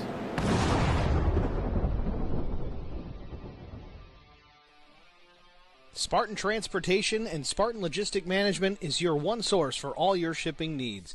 53-foot dry van shipments, auto transport shipments, full-service in-house brokerage, drop-lot facilities, just-in-time deliveries to all auto manufacturers, facilities in St. Louis, Missouri, Kansas City, Missouri, and Indianapolis, Indiana. Spartan Logistics, LLC, proud sponsor of the IROC Series, Kyle Steffens UMP Modified and Silver Crown Driver, and Gordy Gundaker, World of Outlaws Late Model. Visit us at spartan-logistics.net or find us on Facebook. How much signal I need to cut across 8 lane? None? I turn now. Good luck, everybody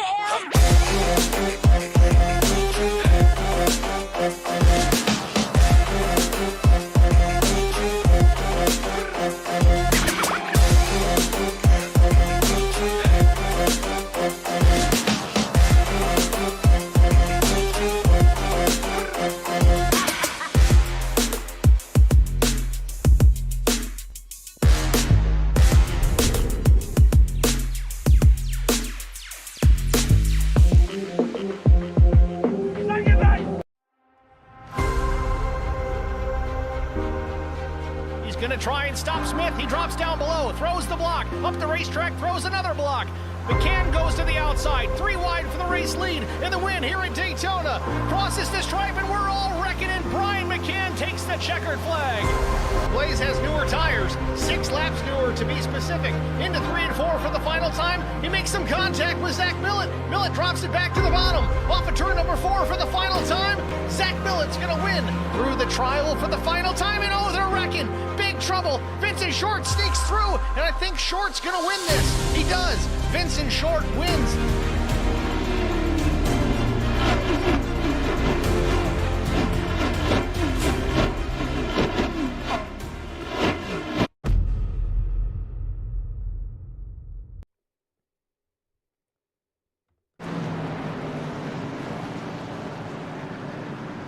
Back at Daytona International Speedway, pace car lights have been extinguished.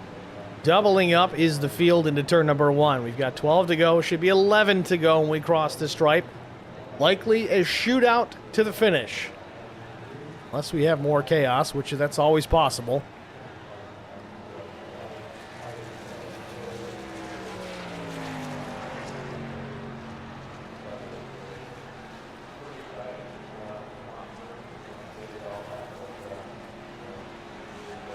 Neil Quick will be the leader, the control car on the restart. Brian McCann will be to his outside. Third will be Brandon Mefford, then Kyle Turzak to the outside.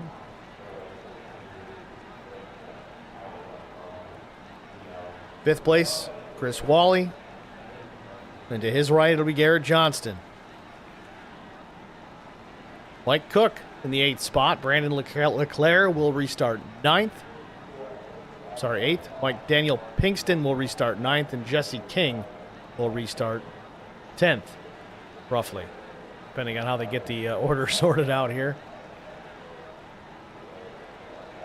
Those are your first 5 rows. We get ready for possibly our final restart of the night. Fingers crossed.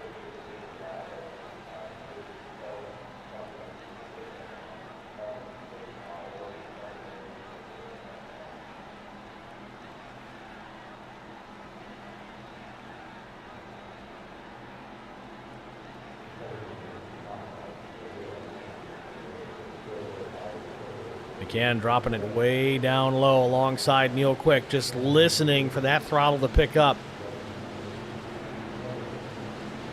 Green flag, green flag. Green flag in the air, a little wheel spin from Neil Quick, but he gets away.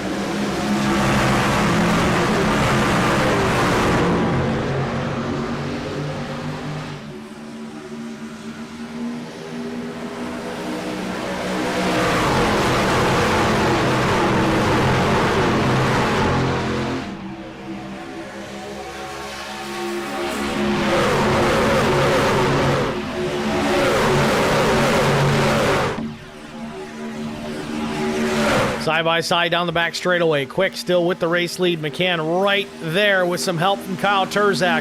Turzak's aggressive. He's going to push the 3 for all he's worth as this race gets closer and closer to its conclusion. Will Brandon Mefford push Neil Quick the same? Time will tell. Off turn number 4, back to the tri-oval. 10 laps to go.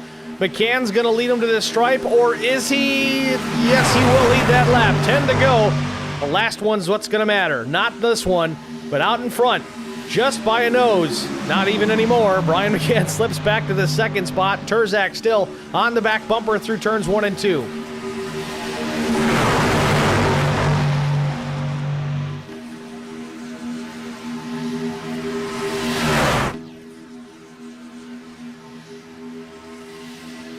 Any one of these drivers on the lead lap can win this race. No doubt about it. And that's still 20 trucks.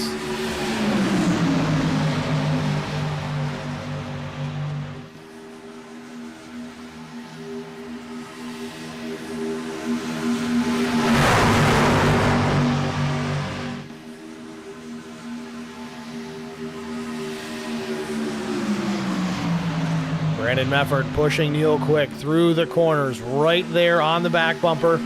That's the key. You can push in the middle of the corner and not turn the guy. You're doing well, and you're certainly helping him get a little bit faster out in the front.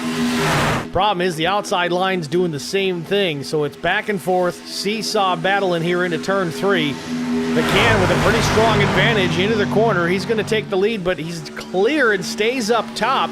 Wants to stay connected to the nose of the 15 of Kyle Turzak. Out of turn number 4.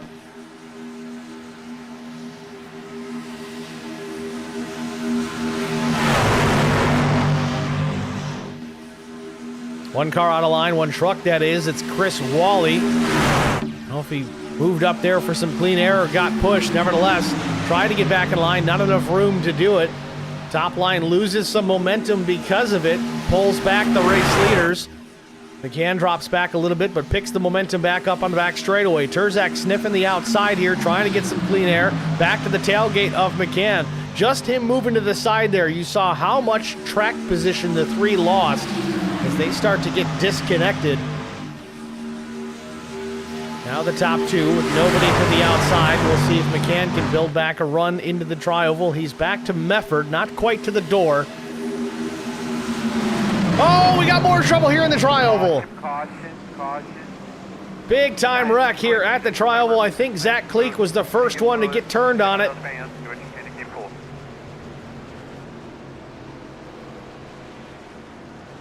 Zachary Kleek stationary for the moment. Riggins getting going. He gets turned the right direction.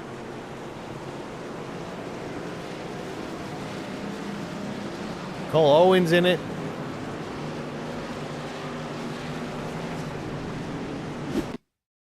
Go back at it here again. Yeah, you see right there the silver number 77. We'll back it up here and try to get a closer shot. The 77 goes down low in the tri-oval and gets down to the apron. Bottom lane in behind the 25. Some drivers checking up. That's what really triggered this, it seems. You saw the fire out the pipes. Kleek gets down to the bottom, comes back up the racetrack, clips the 46 of Chris Mefford, and then it's chain reaction after that. The 85 actually catches some air, gets rolled up on the driver's side, and clears himself back down on all fours.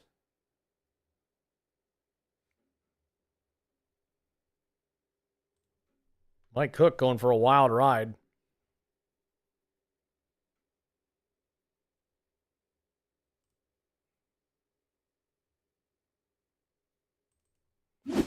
Watch the 85 here.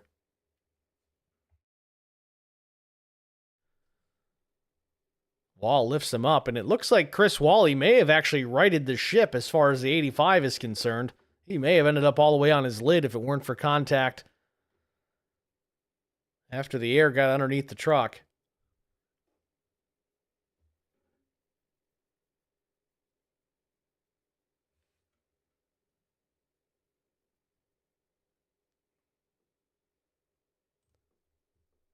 So a strong day, turning sour quickly for the 77 of Zachary Cleek. He was dominant early.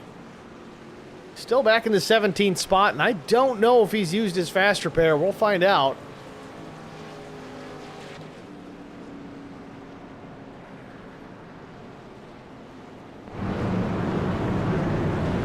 Cleek down pit lane, I'm going to assume. Nose all tore up.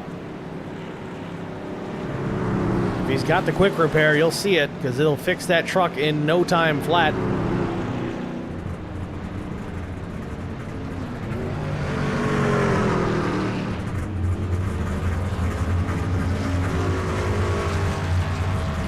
And there it is. Cleek saved the fast repair for the very bitter end. Not out of this yet, still has a shot. As long as he stays on a lead lap.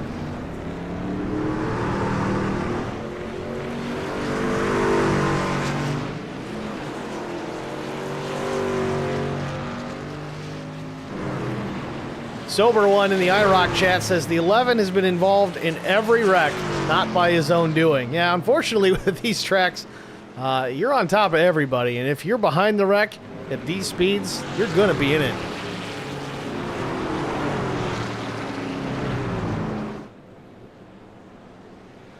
Field pacing behind the iRacing pace car.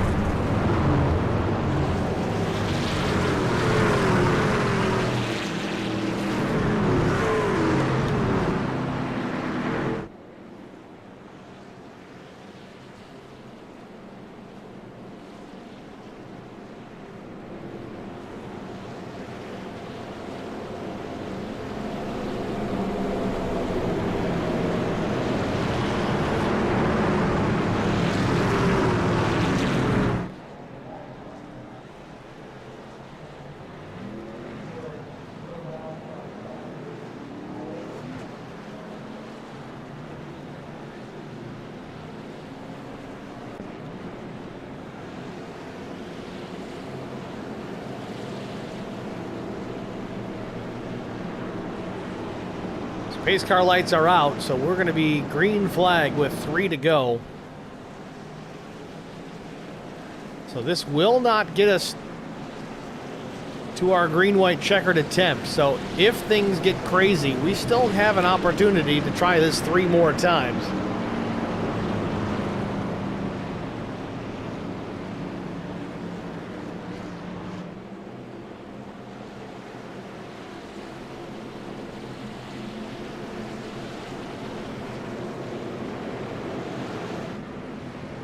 Sun's still setting here at Daytona, with the track lit right up.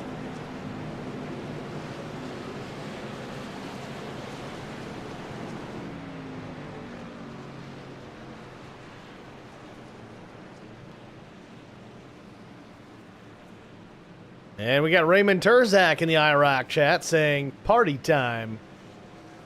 Terzak sitting in the 5th position here as we get ready to go back to green. And about a half a lap as the field works the backstretch. Bypassing the bus stop chicane that's used for the Daytona 24.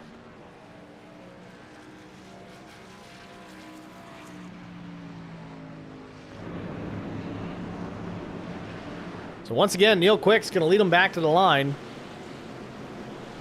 He'll be in control of the restart now. Last restart, remember, Brian McCann was to the outside. Now he's got Brandon Mefford. Mefford and Quick were working well together. Curious to see how aggressive Brian McCann will be in pushing the 2 on this restart.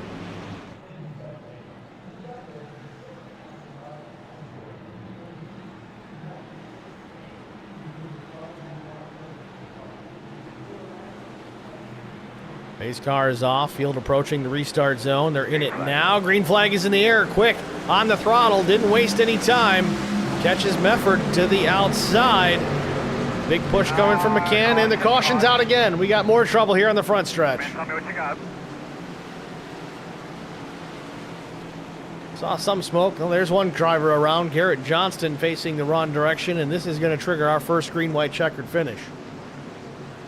Attempt, that is.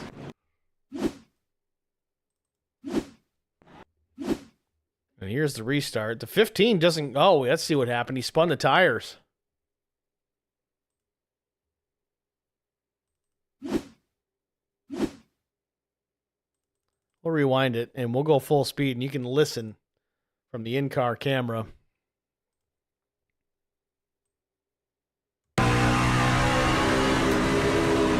Oh, he missed a shift.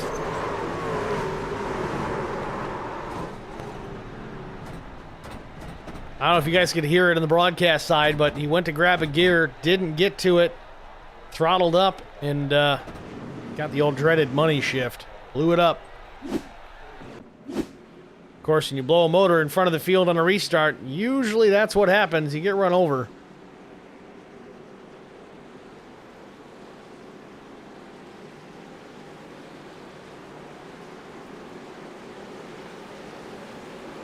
So we're going to do it again here. Neil Quick, Brandon Mefford will be the lead cars on the restart. This will be our first try at a green-white checkered. Again, we do have 3 opportunities at this. Hopefully we don't need all 3.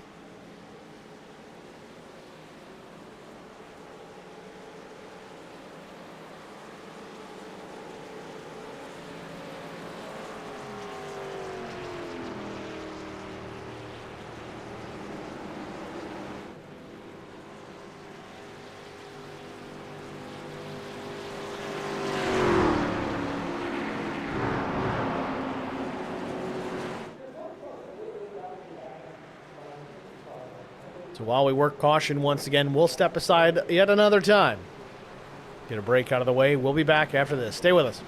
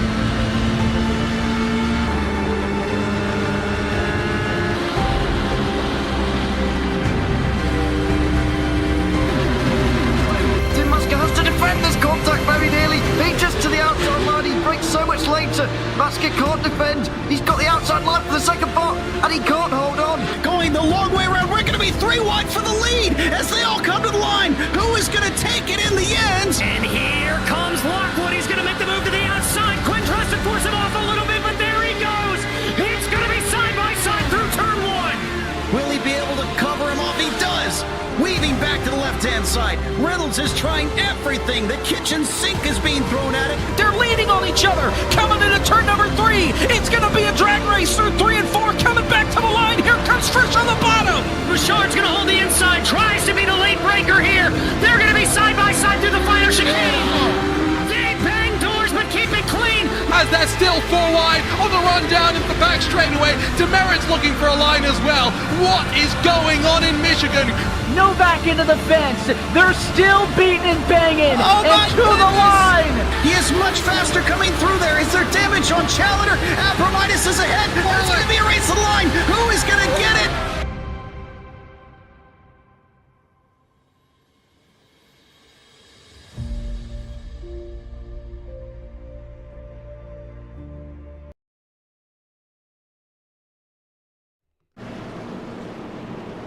Back at Daytona International, 3 laps to go. Our first attempt at a green-white checkered finish.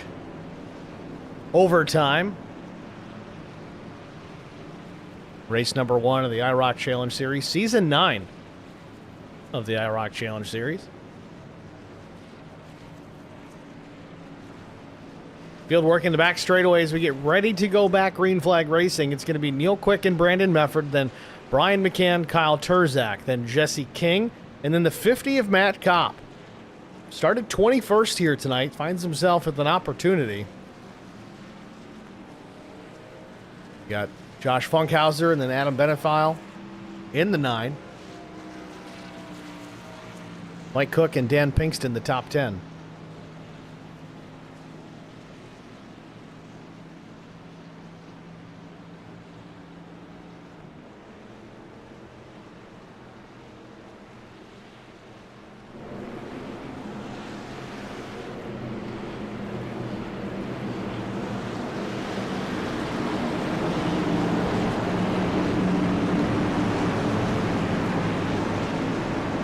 All right, folks, here we go. We're going to try this again here. First attempt at a green-white checkered finish. Can they get it done? Neil Quick finally sealed the deal here at a super speedway. Pace car is in. Quick fires.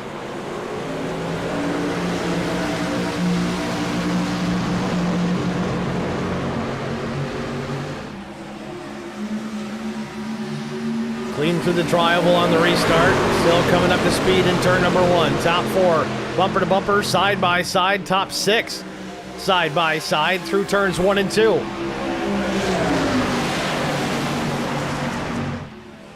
Now to the back straightaway. Neil Quick, Brandon Mefford, side by side for the race lead.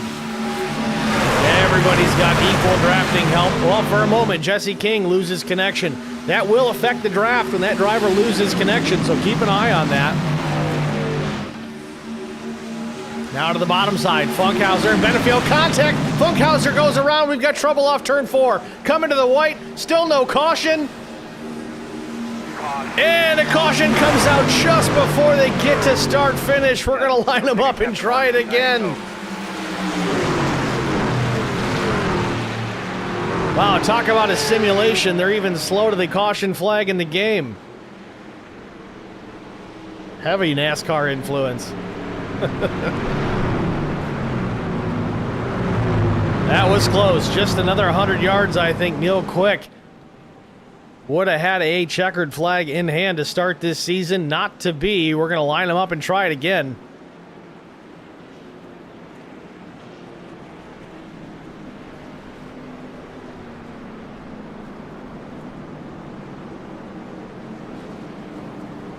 Interestingly enough, on my end, it does say that the white flag was actually displayed.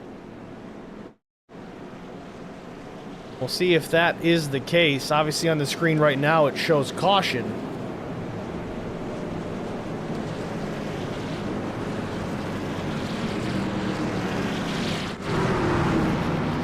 Let's go back and watch the replay.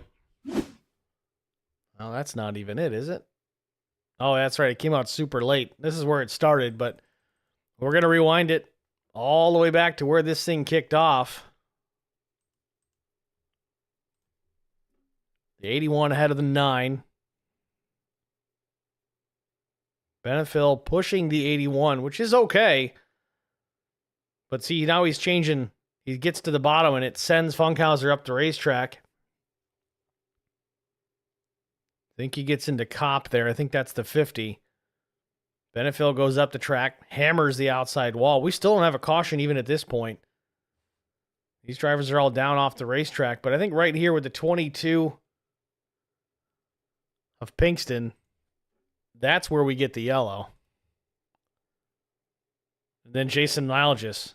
He's been in so many of these tonight. Tough break, man. He had a good run going in the early stages of this race, but he's been involved, I think, at least the last 3 yellows.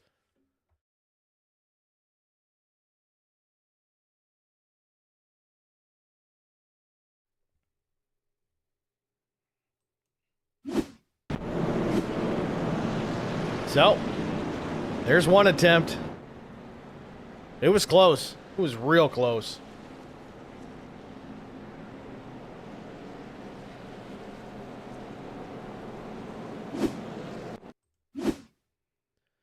Now, this is, let's see if we can get a look here where the start-finish line is.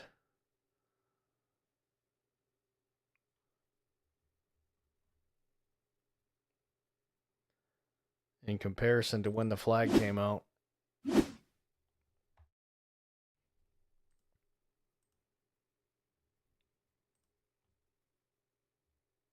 He's got the whites. He's waving the white flag.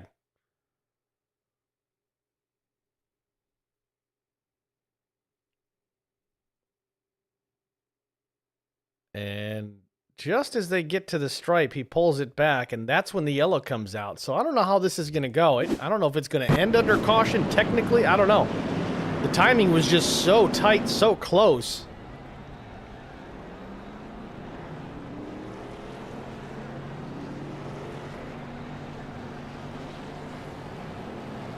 Now, if this was a legitimate NASCAR race, you know the explanation would be, well, it's not based on the guy waving the flag. It's all based on when they hit the button. Chris Wally can explain it to everybody. Just send him a private message after the race.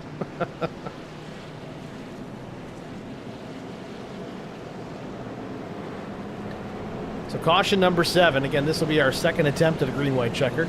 Pace car lights have gone off, so next time by, we'll try this again.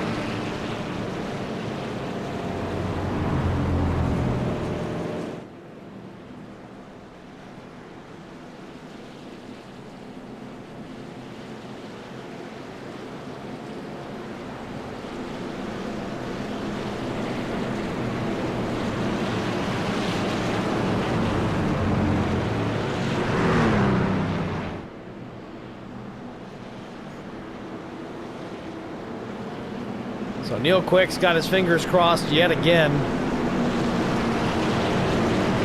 hoping that his luck has turned around on these super speedways. Field back to the short chute between turn 4 and the tri-oval. Green flag. Green flag in the air.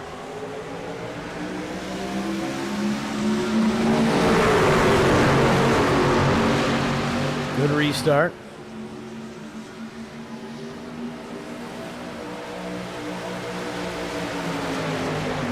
Neil Quick getting all the pushes off Brian McCann. Jesse King third in line on the inside. Get a lot of push from Chris Mefford. Had the truck crossed up. Keeps the hammer down off turn number 2. Down the back straightaway. Neil Quick just wanting to get to that white flag. Jesse King taking a look to the inside. He's got drafting help from Chris Mefford. Quick keeps it where it's at. Oh boy, here we go again. No, they save it. Jesse King, I thought he was all but done. Gets it back on the racetrack. No, Brandon Mefford crashes in turn 4. Jesse King goes around. Do we get back to start finish? No, caution comes out again. Tell me what you think you had there. How many times does Neil Quick have to endure?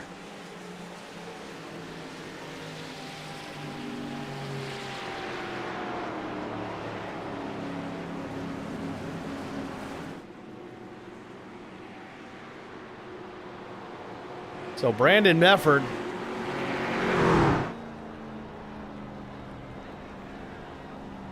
Brandon may have a faster pair here. Let's see. Yep, there it is, fixed. He's got to throw some tires on as well. Let's get a look at it, see what we can see. See, he's already up in the fence at this point. We're going to rewind it.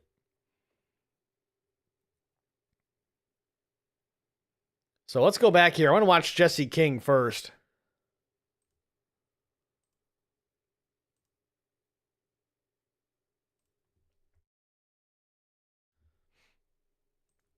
Jesse King in the number 25.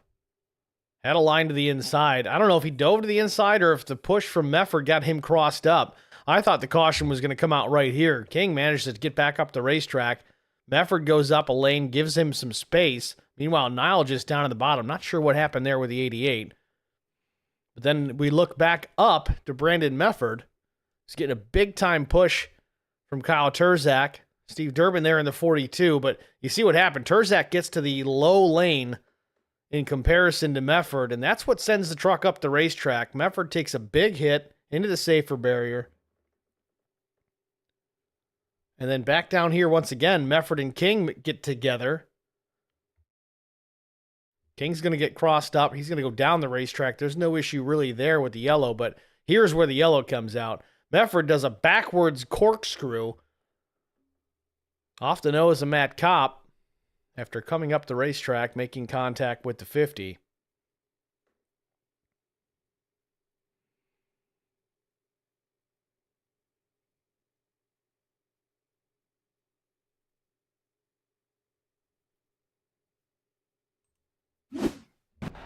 I said it earlier on, folks. We're going to have some calamity in this one, and it's certainly coming to fruition here late in this race.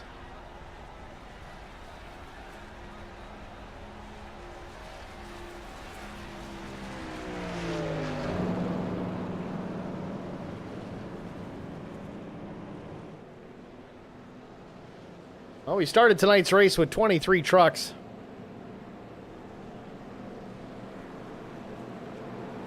I think there's about 8 of them that don't have damage.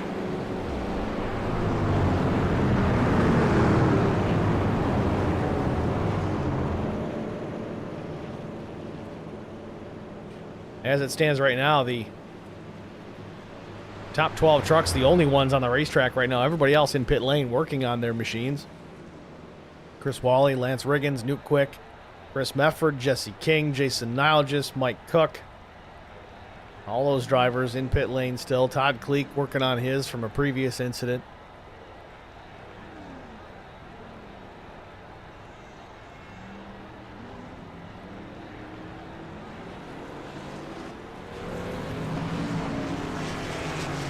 So this will be our final attempt, folks. Whether they wreck or not, this is going to be over after this. Base car lights extinguished, so next time by, we're going to try this one final time.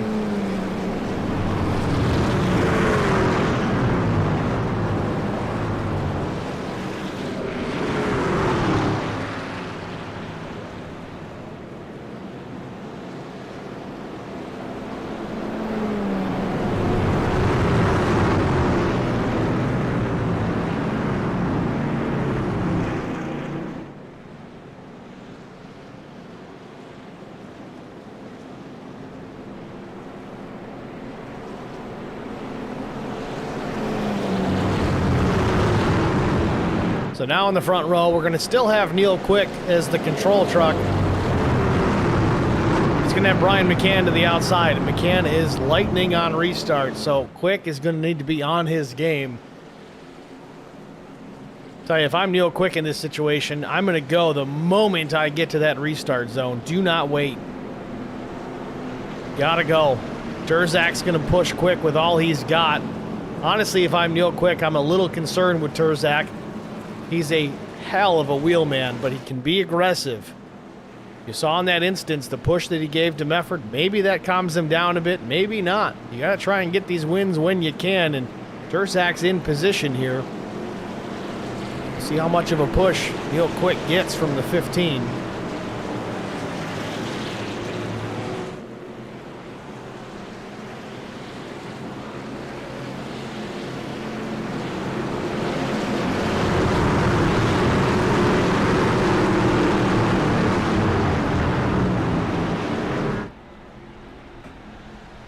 Base car about to pull left down pit lane.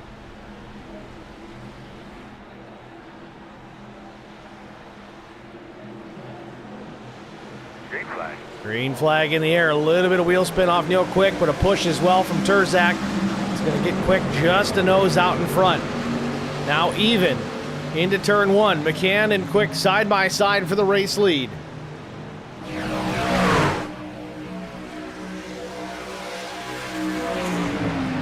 McCann slips up the track a little bit off the nose of the 42 with Steve Durbin. Turzak pushing Neil Quick out of turn number 2.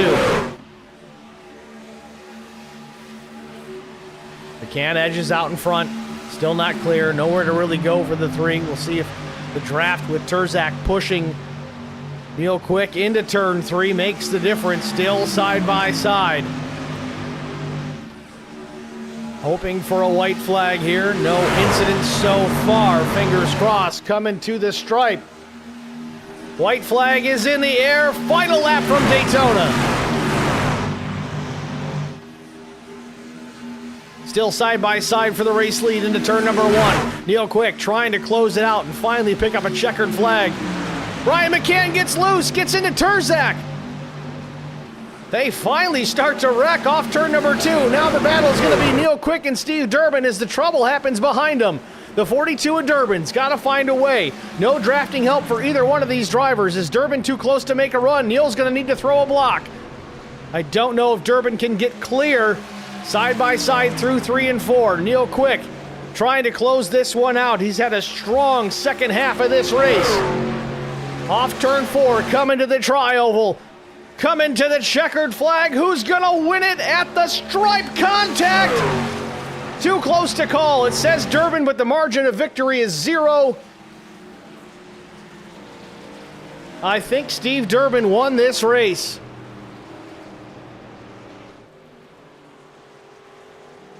Steve Durbin.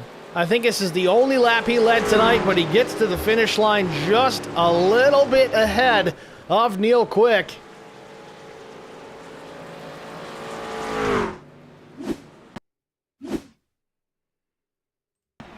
Try and stop it here.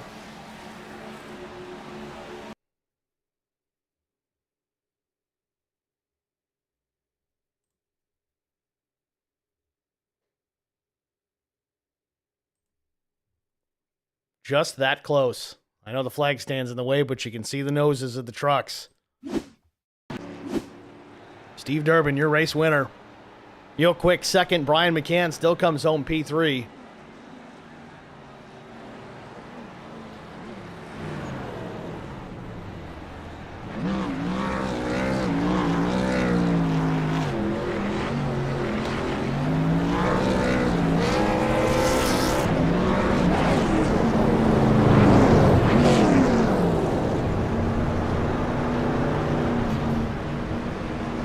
That's going to wrap this one up. We're going to get a quick break out of the way. We're going to bring our top 3 into the booth after this. Stay with us. We'll be right back.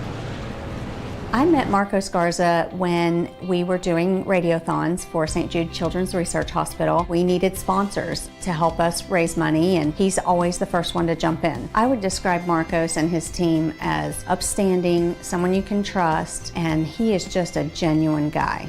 Marcos has been very generous. He has a genuine concern for people. You need somebody that cares about you. And that's what Marcos is, and that's pretty much what this firm is. The Garza Law Firm. Let us help.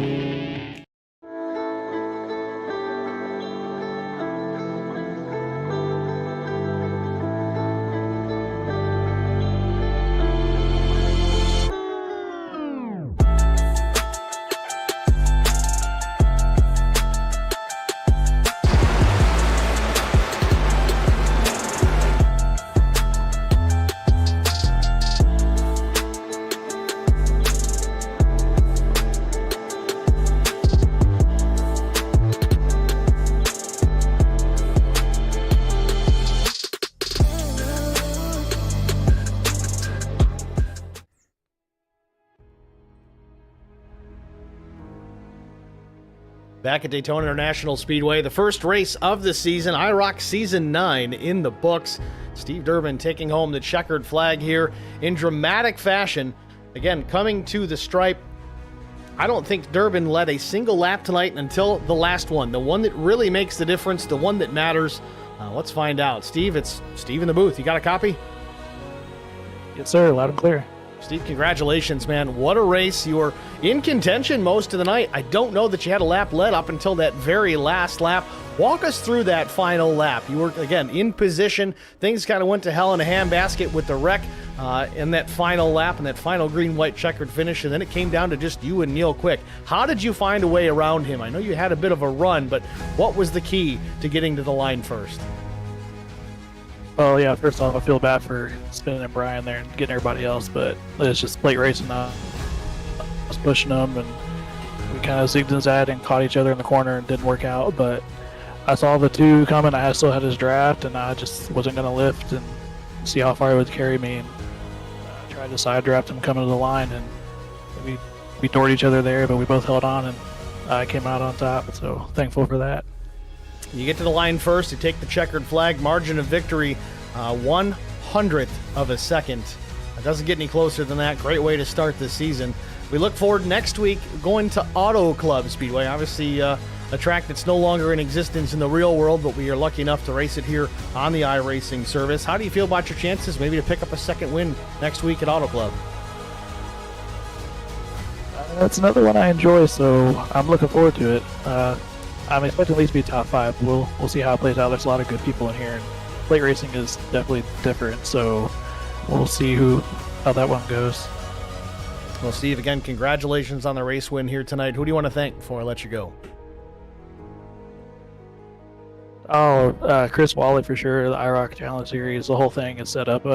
You guys for putting it on, and yourself for doing this for us. It's fantastic. Give us a chance to be a part of it and feel important a little bit. And of course, Bluey. Why not? There you go. Got to shout out to Bluey for sure. Again, Steve, congratulations. Awesome run. Thanks for talking to us. Good luck next week. Yes, sir. Thank you very much. Have a good night. Too. Steve Durbin, your race winner here at Daytona International Speedway. Let's pull Neil Quick up into the booth here in just a minute. Hang on a second. We got to get some people fixed around. We got everybody in the wrong spot.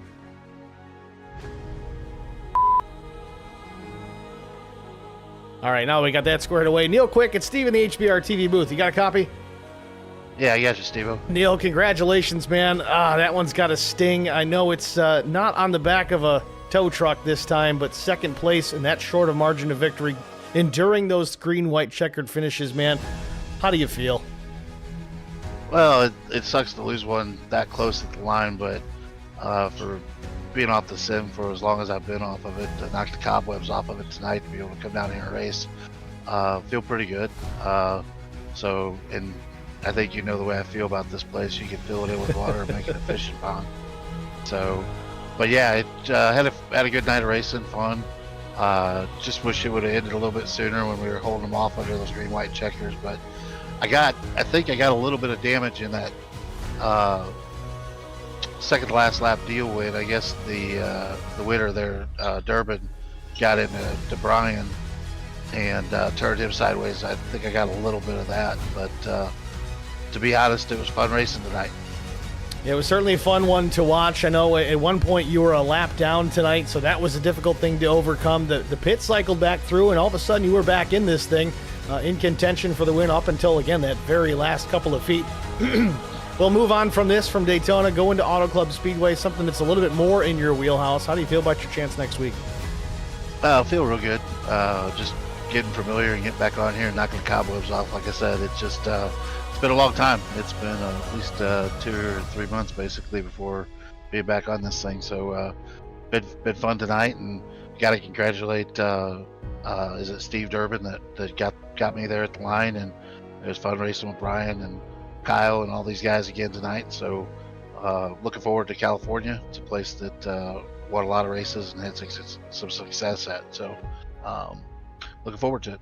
Well, Neil, good to see you back out on track again. Congratulations on a runner-up here at Daytona. Who do you want to shout out to before we let you go? Definitely the league admin, Chris, for putting this back together for us to run. You guys doing the broadcast. Family allowed me to get the time to come down here and do this. Work from unchaining me from the dust for a night. So a lot of people, thank you for letting us do this, and it was fun, and hope everybody enjoyed the races. It was a good one. All right, Neil. Well, congrats again. Good luck next week, man. Thanks, Steve. Appreciate it. Neil Quick, your runner-up here at Daytona International Speedway. Last but not least, we're going to talk to the driver of the number 3 machine. That's Brian McCann. We'll get a word with him. Brian, it's Steve at HBR TV. You got me? Hey. Brian, congratulations, man. A strong run here tonight. Not a great qualifying effort. Started back in the 17th spot, but again, these places, it doesn't always seem to matter as long as you can stay out of trouble. You seemingly did a pretty good job at that. Had a chance here at the very end. Walk us through that final green-white checkered finish. I know there was some contact there and another incident with, I think it was the 42. How was it from your perspective? What exactly happened in your opinion? Yeah, going into turn 1, I think it was on the last lap, and I drifted up a little high, and Steven was trying to get to my bumper to give me a good shot down the backstretch, and we just didn't line up right, and I went down low, and some of the weirdest, like, net code or something was happening with me, and I think it was Kyle below me, just crazy, like, bouncing around, and somehow I was lucky and stayed straight. Unfortunately, it didn't work out for them, but yeah, just really lucky at the end there to get pull out of third.